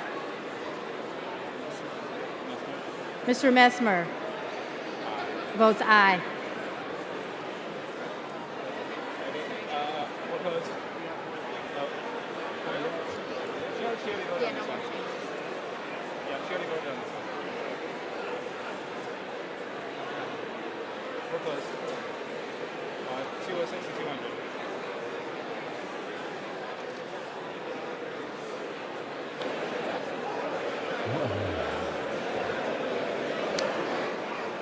On this vote, the yeas are 206 and the nays are 200. The previous question is ordered. The question is on adoption of the resolution. Those in favor say aye. Those opposed say no. In the opinion of the chair, the ayes have it. Is requested. Does the gentlelady request a recorded vote? Yes, we've requested a recorded vote. Is requested. Those favoring a recorded vote will rise. A sufficient number having risen, a recorded vote is ordered. Members will record their votes by electronic device. This is a 5-minute vote.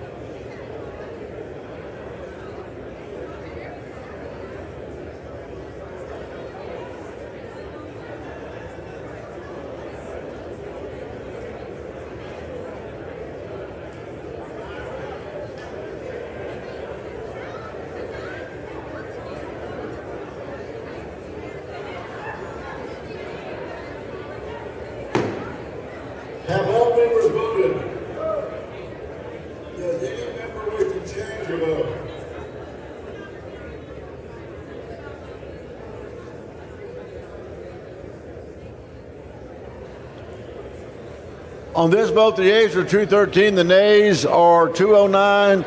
The resolution is adopted. Without objection, a motion to reconsider is laid on the table.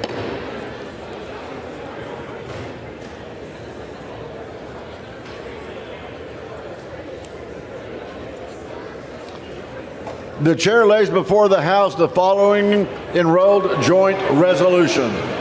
House Joint Resolution 42, Joint Resolution providing for congressional disapproval under Chapter 8 of Title 5 United States Code of the rules submitted by the Department of Energy relating to Energy Conservation Program for appliance standards, certification requirements, labeling requirements, and enforcement provisions for certain consumer products and commercial equipment.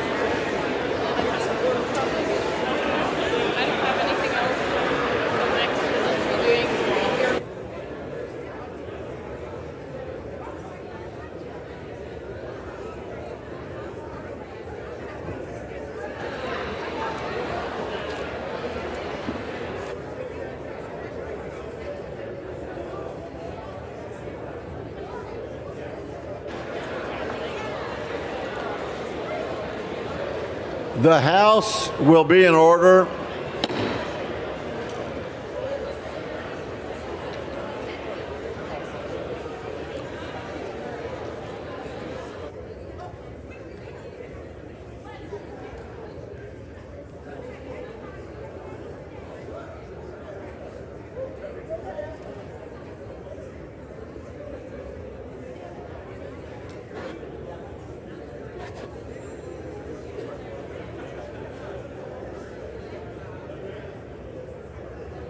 Hey, Mike, what's going on? Doing well, my friend. How are you?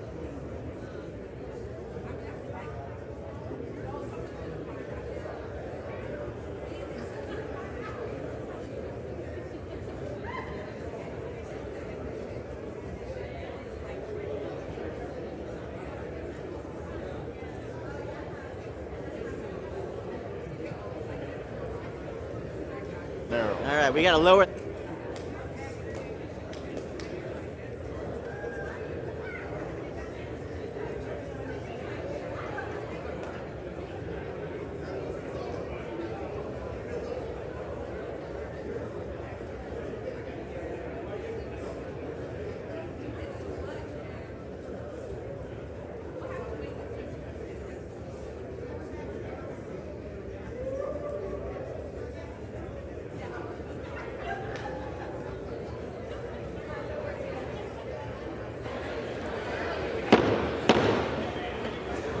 The House will be in order. Will members please take your conversations outside the chamber so we can begin 1-minute speeches.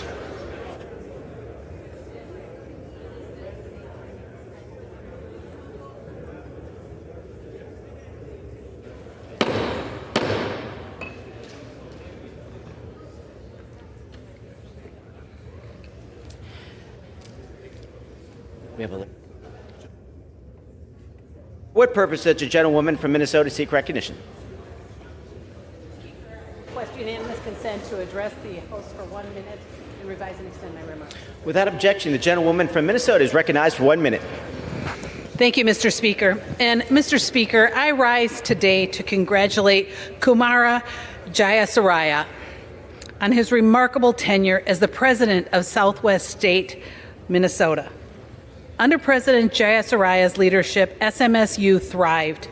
In a period where most Minnesota schools saw an enrollment drop, SMSU's rose to nearly 20%.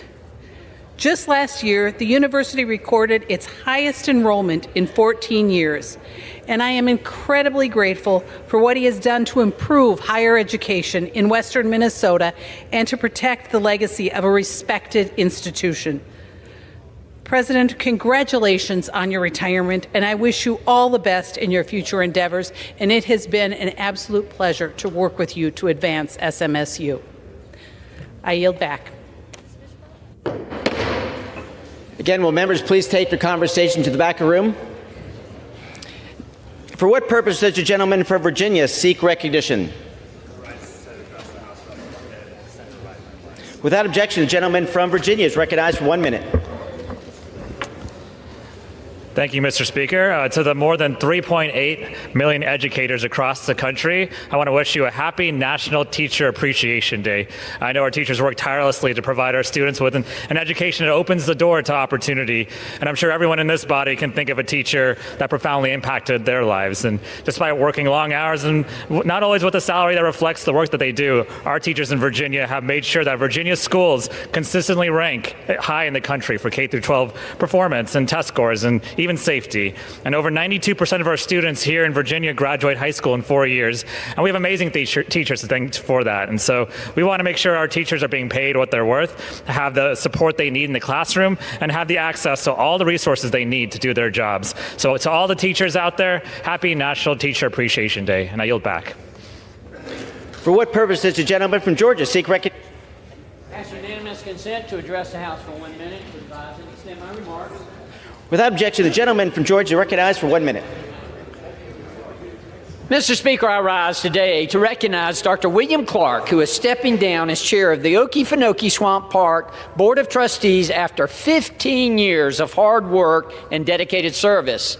Since 2010, Dr. Clark has advanced the mission of the Okefenokee Swamp Park, promoting a community connection with nature and preserving its ecological health through stewardship, education, and outdoor recreation. While serving as chairman, Dr. Clark was instrumental in expanding the park's mission to promote tourism and education. Under his leadership, the park strengthened partnerships with organizations such as University of Georgia, focusing on conservation efforts to maintain the swamp's native alligator population. He was instrumental in expanding ecotourism by acquiring the visitor's concession at the Okefenokee National Wildlife Refuge headquarters and the nomination by the U.S. Department of the Interior as the next American World Heritage Site. After his successful tenure in this role, Dr. Clark has expressed enthusiasm for this transition and remains confident in the ongoing excellence of the Okefenokee Swamp Park Board. Thank you, Dr. Clark, for your commitment to improving the Okefenokee Swamp Park, and I wish you the best in your future endeavors. Thank you, Mr. Speaker, and I yield back. For what purpose does the gentleman from New York seek recognition? Mr. Speaker, I ask for unanimous consent to address the House for 1 minute to revise and extend my remarks. Without objection, the gentleman is recognized for 1 minute. Thank you, Mr. Speaker. This week is National Teacher Appreciation Week. My gratitude for teachers far surpasses 1 minute of time. Our nation is a better place because of the work teachers do every day to teach the next generation and arm them with the skills that are needed to succeed. My favorite teacher was Rayella B. Healy, who taught my 8th grade algebra class in Mount Vernon, New York in 1966. She was tough, and she did not give out easy grades, and I did not get a particularly good grade, but she taught me concepts that I remember to this day. Teachers are increasingly asked to do more in addition to teaching. They check in on the well-being and mental health of their students. They make sure that students get enough to eat during school meals and have notebooks and pencils and crayons. They're advocates in front of school boards to prevent cuts to funding and to resources. There is a famous saying, to teach is to touch a life forever. Thank you, teachers, for the lives that you continue to touch and shape. As former students and parents of students, we are forever grateful. Thank you, Mr. Speaker, and I yield back my time. For what purpose does the gentleman from Florida seek recognition? Mr. Speaker, I ask for unanimous consent to address the House for 1 minute and to revise and extend my remarks. Without objection, the gentleman is recognized for 1 minute. Thank you, Mr. Speaker. Today I rise to recognize a valued member of my staff and a true American hero, Mr. Keith Van Buren. Keith's service to the United States Army reflects the very best of sacrifice and devotion to our nation.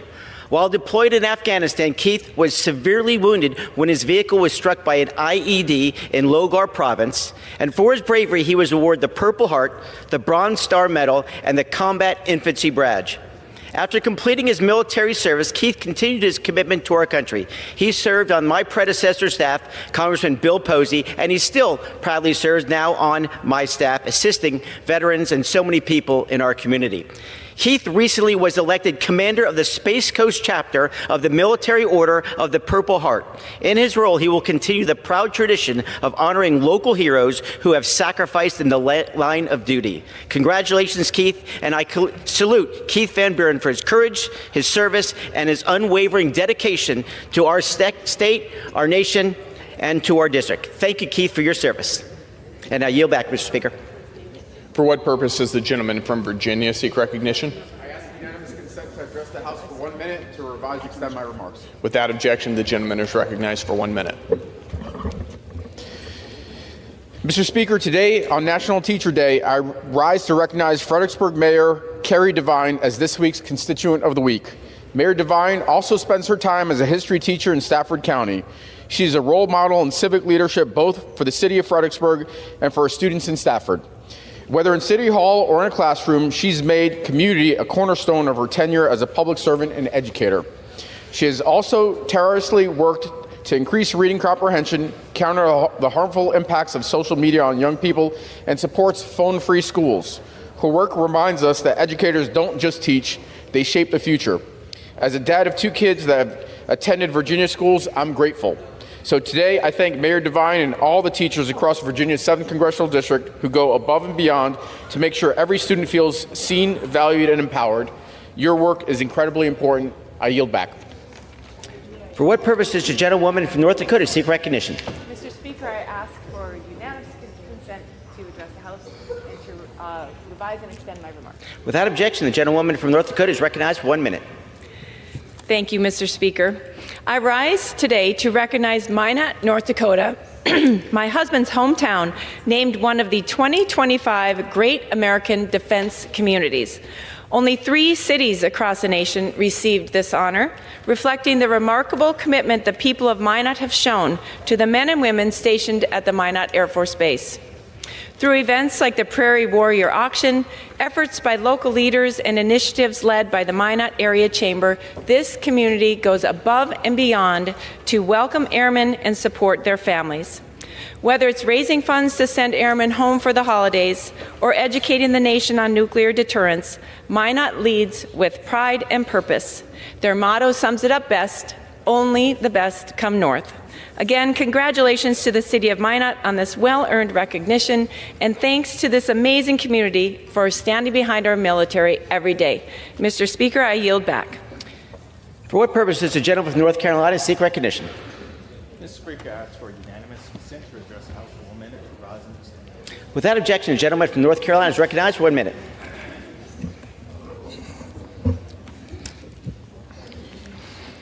Mr. Speaker, I rise to recognize the Wings Over Wayne Air Show, hosted at Seymour Johnson Air Force Base in Goldsboro, North Carolina. It was an incredible event that showcased pride, professionalism, and precision of our Air Force and brought our community together on Military Appreciation Day. Seymour Johnson is a pillar in our community that drives our local economy and brings us pride and joy. The base reflects the deep bond between service members and the people of Eastern North Carolina. With the roaring of the Thunderbirds, Wings Over Wayne celebrated freedom, patriotism, and community. I thank the men and women who continue to serve our country. You make us extremely proud. Thank you, Mr. Speaker. I yield back. For what purpose does the gentleman from Texas seek recognition? Speaker, I ask for unanimous consent to address the House for 1 minute to revise and extend my remarks. Without objection, the gentleman from Texas is recognized for 1 minute. Thank you, Mr. Speaker. I rise today to recognize a tremendous honor for the heart of Texas's 26th Congressional District. Flower Mound, Texas, named the best place to live in America. My family and I are blessed to call it home. The distinction didn't come from luck. It came from leadership, from vision, from a community where hometown charm meets national excellence. In Flower Mound, top-tier schools set the standard. Green spaces stretch for miles, and small businesses like Flurry's Market and Provisions bring neighbors together. It's a town where families plant roots, where freedom is felt, and where opportunity isn't just a promise, it's a way of life. At the heart of Texas 26, Flower Mound shows what happens when faith family, and hard work form the foundation of a community. I congratulate the local leaders whose dedication made this recognition possible. Flower Mound isn't just the best place to live in America, it's proof that the American dream lives right here in North Texas. Mr. Speaker, I yield back. For what purpose does the gentlewoman from Maryland seek recognition? Mr. Speaker, I ask for unanimous consent to address the House and to rise and extend my remarks. Without objection, the gentlewoman from Maryland is recognized for 1 minute. Mr. Speaker, I rise today to urge my colleagues to support my bipartisan, bicameral legislation, H.R. 3159, the Improving SCRA Benefit Utilization Act. The Service Members Civil Relief Act includes a specific benefit that caps interest rates on pre-service debts, like mortgages, credit cards, and auto loans at 6%. Unfortunately, too few active duty service members even know about this hard-earned benefit, let alone use it. My bill would address this knowledge gap by expanding military financial literacy programs. It would also require details of existing SCRA benefits on military activation orders. Under H.R. 3159, creditors would be required to automatically apply the 6% cap to all accounts on active service member holds, instead of requiring military members to request the cap account by account as they prepare to enter duty service. My bipartisan legislation identifies common sense opportunities to improve benefit awareness and utility. I urge my colleagues on both sides of the aisle to co-sponsor this bill. Thank you, Mr. Speaker, and I yield back. For what purpose does the gentleman from Kentucky seek recognition? Without objection, the gentleman from Kentucky is recognized for 1 minute. Thank you, Mr. Speaker. Many parts of Kentucky are just now recovering from a devastating flood that we saw a few weeks ago. I want to thank the first responders who were first on the scene, thank our utility crews who worked day and night to restore utilities. I want to let the families who lost everything know that anything my office can do to be of any assistance, don't hesitate to reach out. We've had President Trump sign a declaration for individual assistance. FEMA should be on the ground working with families to try to help identify any type of assistance that the families in need can qualify for. And I want to encourage FEMA to continue to work with the local governments to ensure that the heavy burden of debris removal is reimbursed by the federal government. And that's something that my office will continue to ensure to see that happen. So we've had devastating floods. The government's responsibility is to help those in need, and that's what we expect to do. So, Mr. Speaker, I just wanted to make that point loud and clear and hope that we can continue to work through the recovery phase. I yield back. For what purpose does the gentlewoman from New Mexico seek recognition? Good afternoon, Mr. Speaker. I ask for unanimous consent to address the House and to revise and extend my remarks. The gentlewoman is recognized for 1 minute. Mr. Speaker, Donald Trump says that he isn't sure if he needs to uphold the Constitution. And it's clear to all of us from his attacks on the courts, the rule of law, our democratic institutions, our civil and legal rights, an open and free press, the dismantling of federal agencies, and attacks on our communities, that indeed he does not know what his constitutional duties are. So I have to say, Mr. Speaker, we are a nation of laws, a nation governed by a constitution of the people, by the people, and Donald Trump and his administration are not above the law. We will hold them to account, and that is why we are here every day fighting back, pushing back, and defending our democracy and the rights of the American people. I yield back. For what purpose does the gentlewoman from Michigan seek recognition? Mr. Speaker, I rise to address the House floor for 1 minute and to revise and extend my remarks. Without objection, you're recognized for 1 minute. Thank you, Mr. Speaker. I rise today to recognize the tireless dedication of our public servants. Michigan is seeing the real-time impact of President Trump and Musk's mass firings. I have heard and seen people's fears firsthand at my town halls because civil servants are the quiet force behind the services that hold our communities together. When a farmer in West Michigan loses a season's worth of crops, it's the USDA employee who helps them adjudicate a crop insurance claim, making sure they can recover and keep food on our tables. Public servants are the problem solvers, neighbors, and first responders in times of crisis. They protect our food supply, ensure veterans receive their benefits, and respond when disaster strikes. These are the people who have devoted their careers to making our country better. We must continue to honor and support our public servants, not only during Public Service Recognition Week, but every week. Let us do right by them and the American people they serve. Mr. Speaker, I yield back. For what purpose does the gentleman from Maryland seek recognition?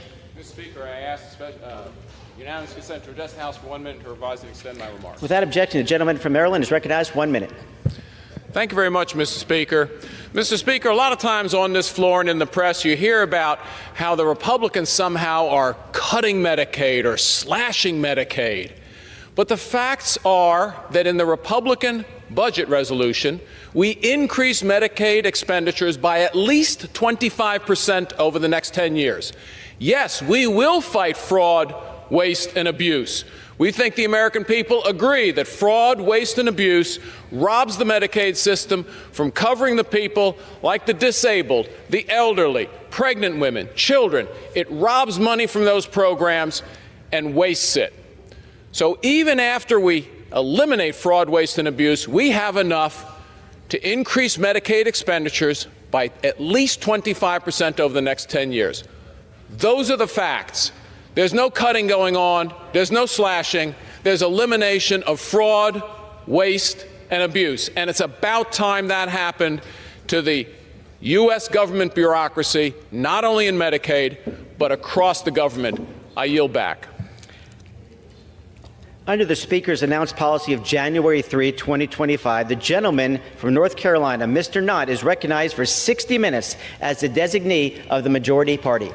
Thank you, Mr. Speaker. I ask unanimous consent that all members may have 5 legislative days in which to revise and extend their remarks and include extraneous material on the topic of this special order.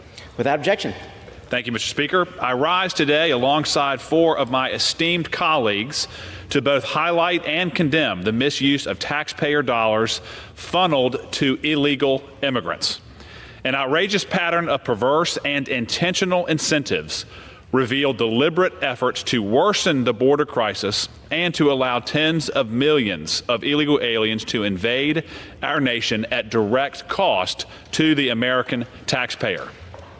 The Biden-Harris administration cycled through repeated falsehoods, claiming the border was secure, claiming they did not have what was needed to stop this invasion, claiming that they were helpless and needed Congress to take the lead. Meanwhile, that same administration lined the pockets of left-wing NGOs to shower illegal immigrants with incentives in the form of open-ended access to your tax dollars.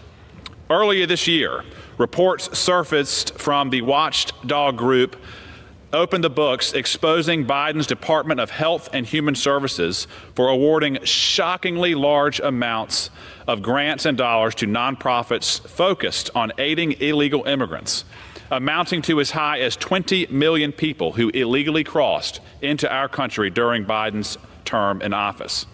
Taxpayer-funded awards paid for illegal aliens housing, health care, education, even music lessons, therapy. You name it, you, the taxpayer, covered it. Using NGOs as a proxy, the Biden administration sent a clear message that our laws were not to be taken seriously, and living off of the American taxpayer was both acceptable and encouraged. The same people fueling this elaborate scheme also pushed a false narrative that supporting illegal activity somehow gives them a moral high ground. This, of course, is false. I am here to tell the American people that you are right to expect secure borders. You are right to demand law and order. You are right to be outraged that hundreds of billions of your dollars have gone to illegal aliens and politically connected NGOs who facilitated this recent invasion.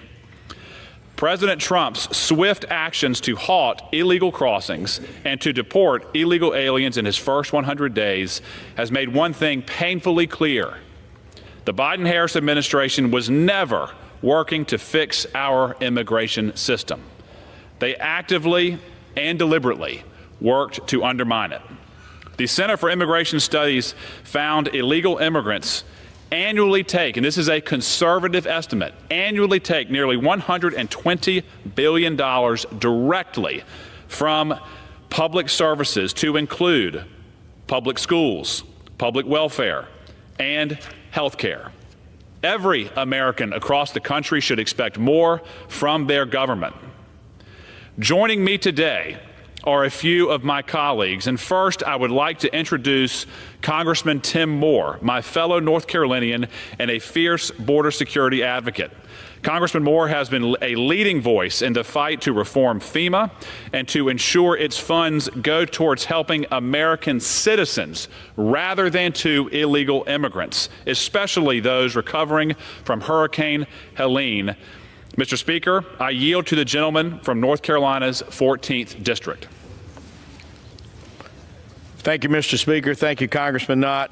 And just a couple things about Congressman Knott for folks who don't know. Before he was a member of Congress here, he was actually a very well-esteemed prosecutor in the U.S. Attorney's Office, where I know, Congressman Knott, many stories you shared where you were personally having to prosecute a lot of these violent gang members, these MS-13 gang members that for some reason some of our comrades want to go down and hug a thug or something and see these folks down in Central America. You were helping prosecute these folks, and I know you all were very frustrated at the times with what you were seeing with these open borders, and so I appreciate you, one, what you did before you came to Congress, two, what you're doing now, and three, today, hosting this opportunity to bring attention to this to the American people. Mr. Speaker, today I rise on behalf of the people of North Carolina, particularly Western North Carolina I represent, hardworking Americans playing by the rules, doing everything they can right, paying their taxes, raising their kids, taking care of their neighbors, whose lives, many of which were impacted substantially by Hurricane Helene that hit last year. It tore through our region, it destroyed roads, it destroyed homes, it took life, it changed so many things. But I will say the good news is the resilience of North Carolinians, and not only at government, not only local government, but volunteers, the faith community. I see my good friend Congressman Harris over there, the churches who stepped up in such a tremendous way to help folks out in such a serious time of need to do what they needed to do. But we also saw where the federal government in a lot of ways failed to do the job. We saw where under the past administration, FEMA wasn't doing the job. I'm proud to say that now under this new administration, FEMA is getting the job done. Many folks in here saw pictures that didn't live there of the mass destruction that was in Western North Carolina and the lack of response in so many ways. Just to kind of put some points on that with some numbers, according to the Department of Homeland Security's Inspector General, FEMA could not account for $7.4 million out of a $12.9 million audit sample. Now, those sound like small numbers, but that's an audit sample. But think about that. That's 58% of those funds that were either unsupported or not properly documented. There was an example for where one contractor billed $9 million for labor and could only support or back up, $1.5 million of it. Another was reimbursed twice for the same $40,000 expense, and some grantees couldn't even prove they delivered services. FEMA had approved it all. Then you'd compare things where folks were needing help and they were getting the runaround, getting the delay. And again, I stress to folks, that has changed since January of this year. We're seeing FEMA getting the job done in a lot of ways. And I'll talk about what FEMA did with some of this other money in just a moment. But another example of some mismanagement in the previous administration, remember the so-called American Rescue Plan. Democrats passed a $1.9 trillion bill on a party line vote. Less than 9% of that money, by the way, went to combat COVID.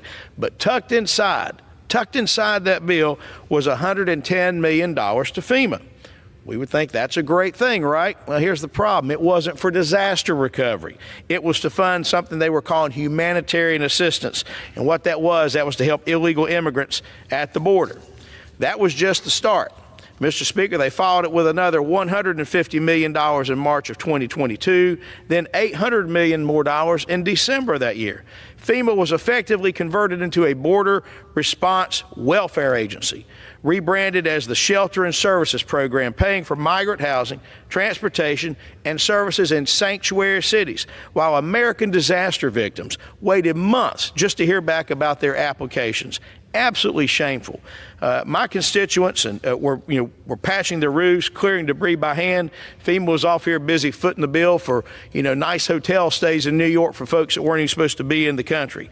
This was a willful effort by the other side to just enable this border crisis. And I got to say, Congressman Knott pointed out how the border is finally secure, and it didn't require a change in law. It simply required a president who would follow the law. So now what do we have going on that things have changed? Well, my colleagues on the other side of the aisle respectfully are not showing up in towns that were damaged by the storm, asking questions of FEMA, looking to go see what's happened. You know who has shown up? Secretary Noem has shown up. President Trump has shown up. Instead, no, some of my colleagues, and I don't know why, have decided they want to go to El Salvador and rub elbows and maybe grab a margarita with some former MS-13 gang members.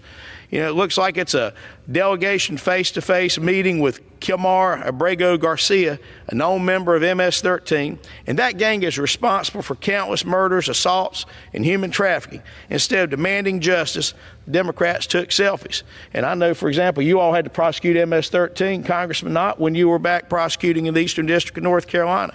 Look, we don't need any more hug-a-thug diplomacy. We need a federal government that puts the American people first, puts their safety first, their livelihoods first, and their families first. My friends, we're still feeling the consequences of this failed border policy in North Carolina. Just last week, this picture to my right, the FBI of Charlotte, and I want to give a shout out to the FBI agents based out of Charlotte. They arrested an illegal immigrant who had already been deported. That's a picture of him right there. He was charged with the kidnapping of a mother and her one-year-old child in Garner, North Carolina. Again, that's in Congressman Knott's district right there. Kidnapped them. They tied her up, took the woman and the child at gunpoint, demanded $1 million ransom, and then dumped them in the woods. By the grace of God and the swift action of the FBI, Garner Police, and our State Bureau of Investigation, they were rescued. But that crime should have never happened. Estrada Hernandez should have never been in this country in the first place. And you know what, Mr. Speaker? He would not have been if it weren't for the Biden administration's open border policies and refusal to simply follow the law. Mr. Speaker, this is not compassion. This is not justice. This is chaos, engineered and endorsed by some on the other side. I do hope those on the other side who disagree with this will start stepping up and pushing back with what's happening there. But I'll say this too. Thankfully, under President Trump's leadership, we are cleaning house. The Department of Government Efficiency has exposed FEMA's failures in the past administration. Secretary Noem is working to get this agency back on mission, and Congress is moving to eliminate the Shelter and Services Program and to return those funds to real disaster recovery where they belong. To the families who are still recovering from Hurricane Helene, to those who were told there was no money left while FEMA lost track of millions, I hear you, and help is on the way. This, my friends, is what it means to put Americans first, to restore common sense, to lead with integrity, and with that, I yield back. Thank you, Congressman Moore. Next, I would like to introduce my good friend, Mike Herodopoulos, from Florida's 8th Congressional District, otherwise known as the Space Coast. Congressman Herodopoulos and I have had many conversations about the cost of illegal immigration on programs that are designed to help and support vulnerable Americans, and especially Medicaid.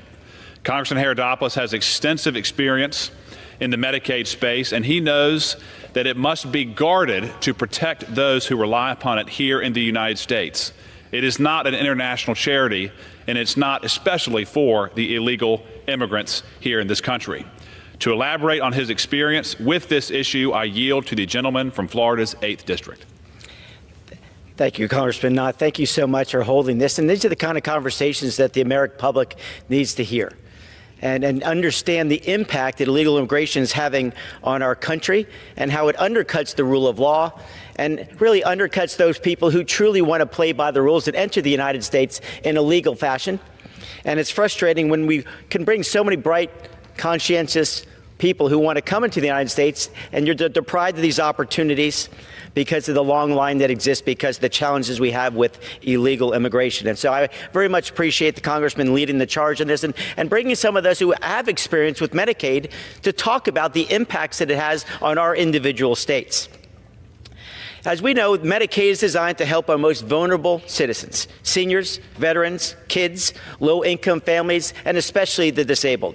But today, that lifeline is being strained by illegal immigration and open-door policies. While Democrats and sanctuary states deny the problem, the data is clear. Let's be clear that every dollar spent on illegal immigration is a dollar taken from a senior, a veteran, a child, a family struggling to pay the bills.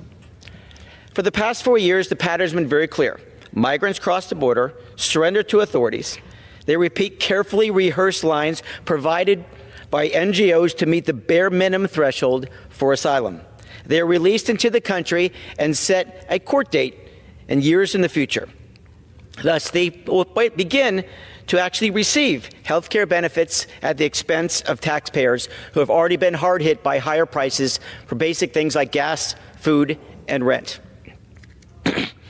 The burden is real. From 2017 to 2023, federal and state governments spent $27 billion on emergency Medicaid for non-citizens, according to the CBO. Also, according to the CBO, around $18 billion came directly from federal taxpayers, I mean every single American. Under the Biden-Harris years, Medicaid spending on illegal immigrants surged 124% higher than under President Trump. In 2021 alone, $7 billion was spent on emergency care for illegal immigrants. Meanwhile, Democrats in Washington and blue states are demanding that we actually pay even more. Now, to put this in perspective, as the Congressman from North Carolina, Congressman Knott mentioned, I'm from the state of Florida, and we actually audited how much we spent on Medicaid, on emergency care last year. $660 million for hospital care for illegal immigrants, according to the Agency for Healthcare Administration in Florida. $660 million. Dollars that were either intended to be spent on health care for American citizens, for maybe move the dollars around for education or for roads or to, of course, help our environment. But instead, people who came here illegally, $660 million. That is a substantial amount of money, and we will never get it back. And again, rewarding bad behavior. Now, how the system works is very frustrating. If you pay taxes in America, you're paying for illegal immigrants to get health care, whether you like it or not. Federal law requires Medicaid to cover emergency health care, period. That's just the law. You go to the emergency room and that person qualifies, the American public pays for it. And states, of course, pick up the cost initially, but the federal government reimburses somewhere between 59 and 73% of those costs to the states. So American taxpayer dollars are being spent on this program, whether you like it or not. So reimbursement quietly channels billions of federal dollars into care for illegal immigration through state Medicaid programs. And states like California and New York are actually the most abusive of this law.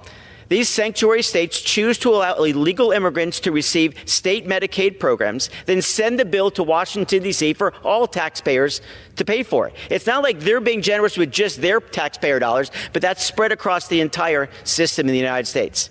States like California and New York manipulate provider taxes and use creative accounting to maximize federal reimbursement, thus shifting more of the burden to taxpayers across the country. And here's the gall of it all. New York even promotes free medical care for illegal immigrants with official state flyers encouraging them to use emergency services. And that's pretty rich. I mean, you can think about it. They're saying, well, we're just using our state tax dollars. That's not the truth. They are promoting on taxpayer dollars this push to have, again, other people pick up the cost. So this is not some federalism deal where it's being just handled by one state. This is, again, realizing that someone else will pay the bill. Thus, they are being generous with other people's money. So to counter this myth that the Democrats are trying to push that illegal immigration does not cost the taxpayer dollars, it's just not true. And this is why I want people to look closely at what Medicaid is. Again, every Republican I've talked to, and I go across the country and talk about this issue, we want to provide Medicaid for seniors in nursing homes. We want to provide it for pregnant women. We want to provide it for kids. And we want to provide it for disabled. But when you upset that relationship by having people who are here illegally, you're actually potentially putting Medicaid programs at risk. And for those who really want to study the issues, there's a water balloon effect here. When Medicaid, which really doesn't reimburse doctors for their care, it causes private health care costs to go up. So imagine that the ire that so many people have. If you talk to a family of four and you talk to the parents, they're going to say, you know, for a family of four, I'm paying like $1,500 to $2,000 a month for private health care. And yet a person who comes into the country illegally pays zero in health care because they get Medicaid services where there is not even a copay. That's the ironic part about this, is that they break the law and they're rewarded for it. That undercuts the American dream, and people start thinking logically, well, why do I play by the rules? Maybe I'll manipulate a form so that I qualify for Medicaid, and they might never check it again. And that's happening today. People are even objecting to the idea that we check to see that a person still truly qualifies for Medicaid. That is theft from other taxpayers. So as the CBO confirmed, $18 billion in federal spending was put on emergency care, and these are just the facts that play out.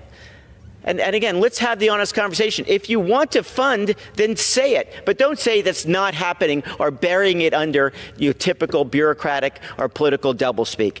These are the conversations we need to have. And just so you all know, in the policy that we're looking at today, where we're going to, let's say, reconsider the budget, they're going to spend $45 billion for basically jails for illegal immigrants who come across, because if you don't have that jail space or the detention centers as they're looking at asylum, they go into the country. And that means you might not have a court case for a few years. And again, let's just think logically here. 10 million people.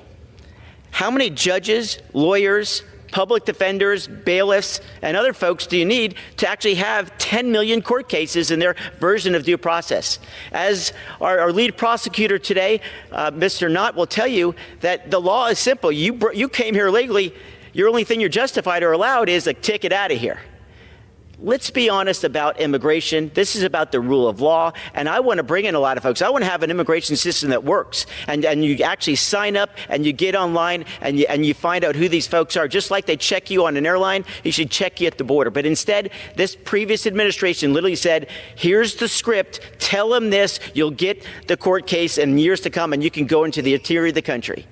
That's double standard. And so I applaud Congressman Knott for taking this opportunity to talk about it in a real way, and my friends from North Carolina talk about how it impacts every one of us. It's taking from the system, causing people to pay more for insurance, and undercutting the rule of law. And that's why we had an election last year, and the voice was good. The president said he would stop this crazy idea because we're already $1 trillion in debt year by year, $37 trillion in debt overall. This is common sense, and the president has finally stood up for those people who've been left behind the last 4 years. And so, Congressman Knott, thank you very much for taking on this real issue.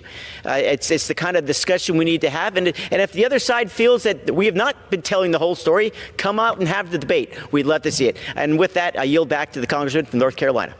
Thank you, Congressman Herodopoulos. I'm ready for that debate any day. I'm ready for that discussion any day. Again, the Republicans believe that American tax dollars should serve American citizens and not those who are here illegally.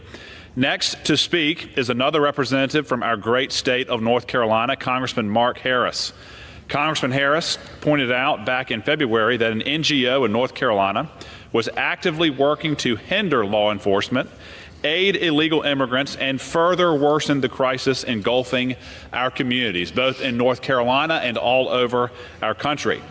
A pastor of more than 30 years, Congressman Harris is proof that allowing this humanitarian crisis to continue is not compassionate, and enforcing our laws is not hateful. It is with great honor that I yield to the gentleman from North Carolina's 8th District.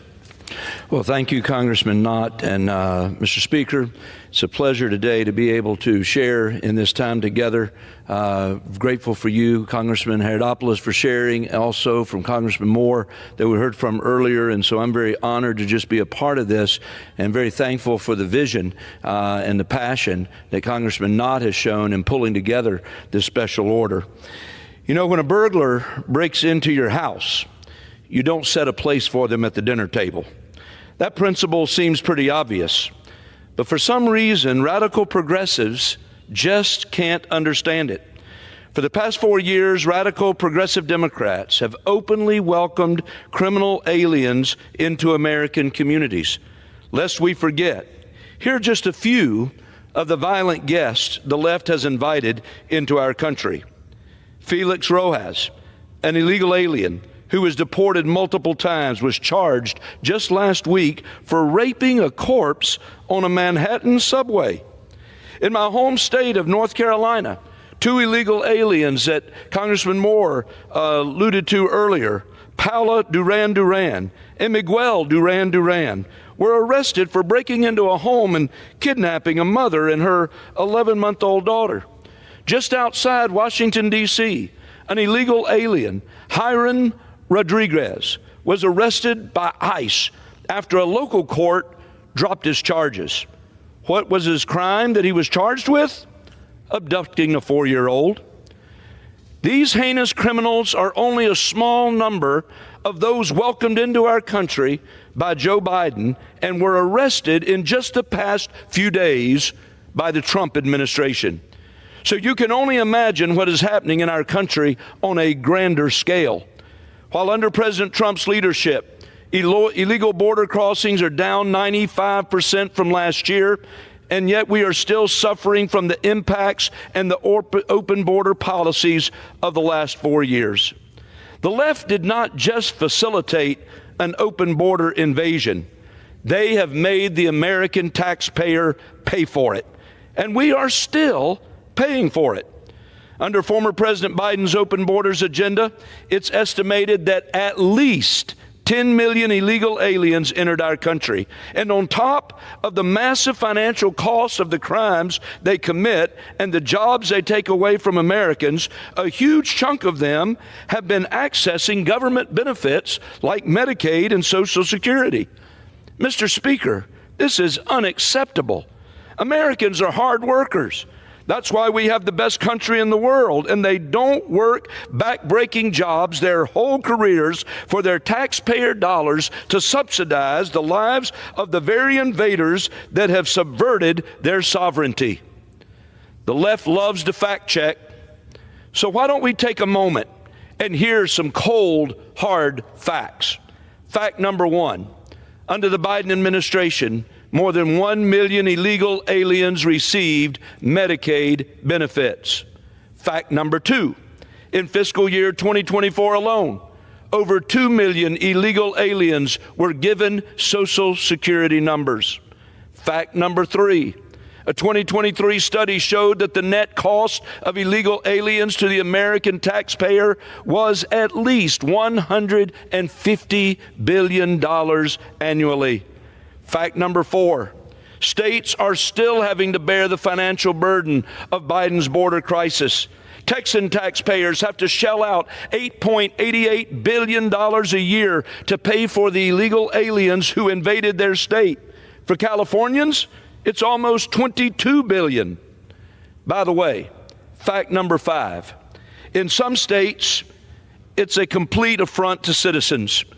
I'm talking about where illegal aliens can get mortgages, bank loans, insurance, driver's license, in-state college tuition, and free health care. For illegal aliens, the U.S. has been an all-you-can-eat buffet, but the American taxpayer and innocent women like Laken Riley, Jocelyn Nungare, and Rachel Morin have paid the full price of the left's open border agenda. It's time to turn off the faucet permanently. American taxpayers shouldn't have to fund their own demise, paying for government programs that actually encourage an invasion. President Trump has shown us the path forward. Border crossings are down, as I mentioned earlier. Criminal aliens and gang members are being deported left and right. In other words, the forgotten American is first once again. But nevertheless, there's still much work to be done, especially in this 119th Congress. Under President Biden, Americans' hard-earned taxpayer dollars in the federal budget were used as a slush fund for the radical left to facilitate a border invasion of millions of illegal aliens, export their woke ideologies across the globe with wasteful pet projects, and weaponize the government against anyone who disagreed with their policies. But President Trump's budget proposal, when signed into law, will be a crucial step in taking our country back from the left. It will defund the wasteful government programs subsidizing illegal aliens and provide President Trump with the very tools to solidify his sensible border security initiatives. For example, President Trump's budget would eliminate the shelter and services program that facilitated swarms of illegal aliens into American communities and saved taxpayers $650 million at the same time. It will also stop funneling $428 million to migrant education programs that are taking away from struggling American students. And those are just a glimpse of the countless wasteful projects by which the American citizens should not be footing the bill. But it's up to Congress now to come together and advance both the president's budget and the reconciliation package across the finish line. Mr. Chairman, we owe nothing less to the American people who are tired of being placed behind illegal aliens. When illegal aliens are given benefits like Medicaid and Social Security by the thousands, they will keep coming into our country, burdening the American taxpayer and exacerbating the crimes in our cities. This is why it's so important that this Congress act now with budget reconciliation, give President Trump the tools he needs to keep both the wallet and the soul of America safe. Burglars are in the house, and they don't just want a seat at the dinner table. They want the entire spread. It's time for us to use this historic opportunity to correct our course. Again, I thank Congressman Knott for his vision and his leadership. And Mr. Speaker, I yield back my time to the gentleman from North Carolina. Thank you very much, Congressman Harris.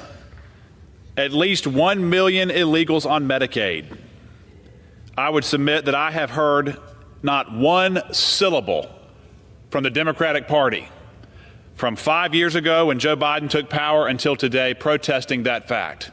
The Republican Party wants to protect Medicaid and get the 1 million plus illegals on it out of the country and off of the program. Last but not least, Mr. Speaker, I will turn it over to Congressman Mike Kennedy, representing Utah's 3rd District. I mentioned earlier that some of the ridiculous benefits that taxpayers have unknowingly funded for illegal aliens include something as unique as music lessons. When digging into this issue, Congressman Kennedy and I were both outraged and simply shocked at the brazen and flagrant waste of funds on these perverse incentives. I know this Congressman, Mr. Kennedy, to be a fierce advocate for conservative principles, both for his district in Utah and for the country at large. I yield to the gentleman of Utah's 3rd District. Thank you, Mr. Speaker, and thank you, Congressman Knott, for shining much-needed light on this issue and for the opportunity that you've granted to me to speak. I rise today to speak about some of the consequences of the Biden-Harris administration irresponsible actions over the past 4 years and how Congress and the Trump administration are working to claw our way back to sanity for the United States of America. We have lived through the most devastating border crisis in modern American history. And let's be honest, it wasn't a natural disaster. It wasn't an accident. It was the direct result of bad choices made by the Biden-Harris administration. This wasn't mere mismanagement. It was facilitation. It was incentivization. And it was done at the expense of our laws, our national security, and our people. During their time in office, President Biden and Vice President Harris dismantled nearly every meaningful safeguard at the southern border. Their administration presided over a record surge in illegal immigration. Over 700,000 illegal aliens were apprehended at the border from October to December of 2023 alone. That was more than in any full year during the Obama presidency, when President Obama famously stated, quote, over 1,000 illegal border crossings a day would be considered a crisis, unquote. The Biden and Harris administration frequently allowed in 6,000 a day. Unfortunately, instead of restoring control and protecting our sovereignty, they did the unthinkable. They rewarded the lawbreakers. Rather than empower border enforcement, the Biden-Harris administration threw open the federal checkbook, funneling billions of taxpayer dollars to private nonprofits like Family Endeavors Incorporated, Southwest Key Programs, and Global Refuge. These NGOs didn't just shelter illegal aliens, they pampered them. Those contracts paid for luxury hotel rooms, room service, 24-hour snacks, laundry, bilingual television, recreation, cultural events, individual tutoring for mathematics and social studies. Most shockingly, pet therapy, music therapy, and horticulture therapy for illegal alien children. In 2021 alone, Endeavors paid Christy Merrill, a music therapist, $533,000 for her services. In addition to this nonsense, the nonprofit conducted 1,656 people-plant interactions and 287 pet therapy sessions between April 2021 and March 2023. This wasn't emergency aid, it was five-star treatment, funded by hardworking American families, families that are struggling to pay their own rent and put food on their own table, much less providing them with music, plant, and pet therapy. I know many tax-paying American families that would love to be able to provide their children with one-on-one academic tutoring, but simply cannot afford it. This all begs the question, why are we investing in illegal families while stripping financial resources from our own citizens to do so? In one case, Endeavors Incorporated, a Texas-based NGO, received a $1.3 billion contract from the federal government in a single year. Meanwhile, their top executives were paid over $600,000 annually, and the group spent more than $700,000 on lobbyists, all to keep the money flowing. Contrast that with the conditions our military service members faced during the same time. Moldy barracks, sewage overflows, and rodent infestations, to highlight a few. In 2022, a mere $56 million was spent on housing maintenance for military families, less than 1/20th of what was spent on luxury accommodations for illegal aliens. Who did the Biden-Harris administration care about? It certainly wasn't our men and women in uniform. Unfortunately, the extreme misuse of funds wasn't their only slight to the American public. The Biden-Harris administration relaxed vetting standards for those who claimed to sponsor alien children. DNA testing was scrapped and background checks were watered down. There were no public record checks required for other adults living in a sponsor's home, and tragic consequences followed. In one case, a 24-year-old Honduran man posed as a 17-year-old child and was placed with a sponsor in Florida, whom he later murdered. Sadly, that was not a one-off failure. This type of senseless violence became a regular news story. While Americans were working multiple jobs to afford rent and groceries, funding a billion-dollar pipeline for it was corruption, recklessness, and the good news is this: their time continue to allow millions upon millions to arrive here illegally and crowd out your classrooms. I say again, under no circumstances should we give public education dollars to any person or any family who is here illegally. To the Social Security recipient, should we take on more debt and endanger your access to continued benefits just to keep our borders open? With no hesitation, I again say absolutely not. We must protect tax dollars for American citizens. To the veterans who are battling homelessness or addiction, or the Western North Carolinians who were left without shelter following Hurricane Helene, should your tax dollars go to housing illegal aliens, to transporting illegal aliens, while you continually suffer?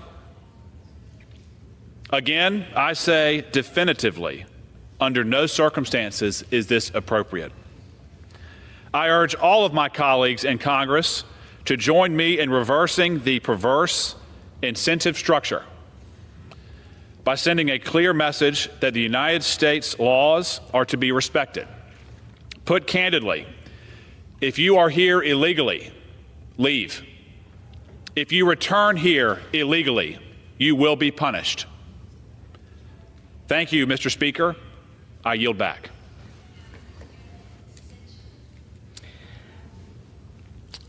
Under the policy the Speaker announced on January 3, 2025, the Chair recognizes the gentleman from Arizona, Mr. Schweikert, for 30 minutes.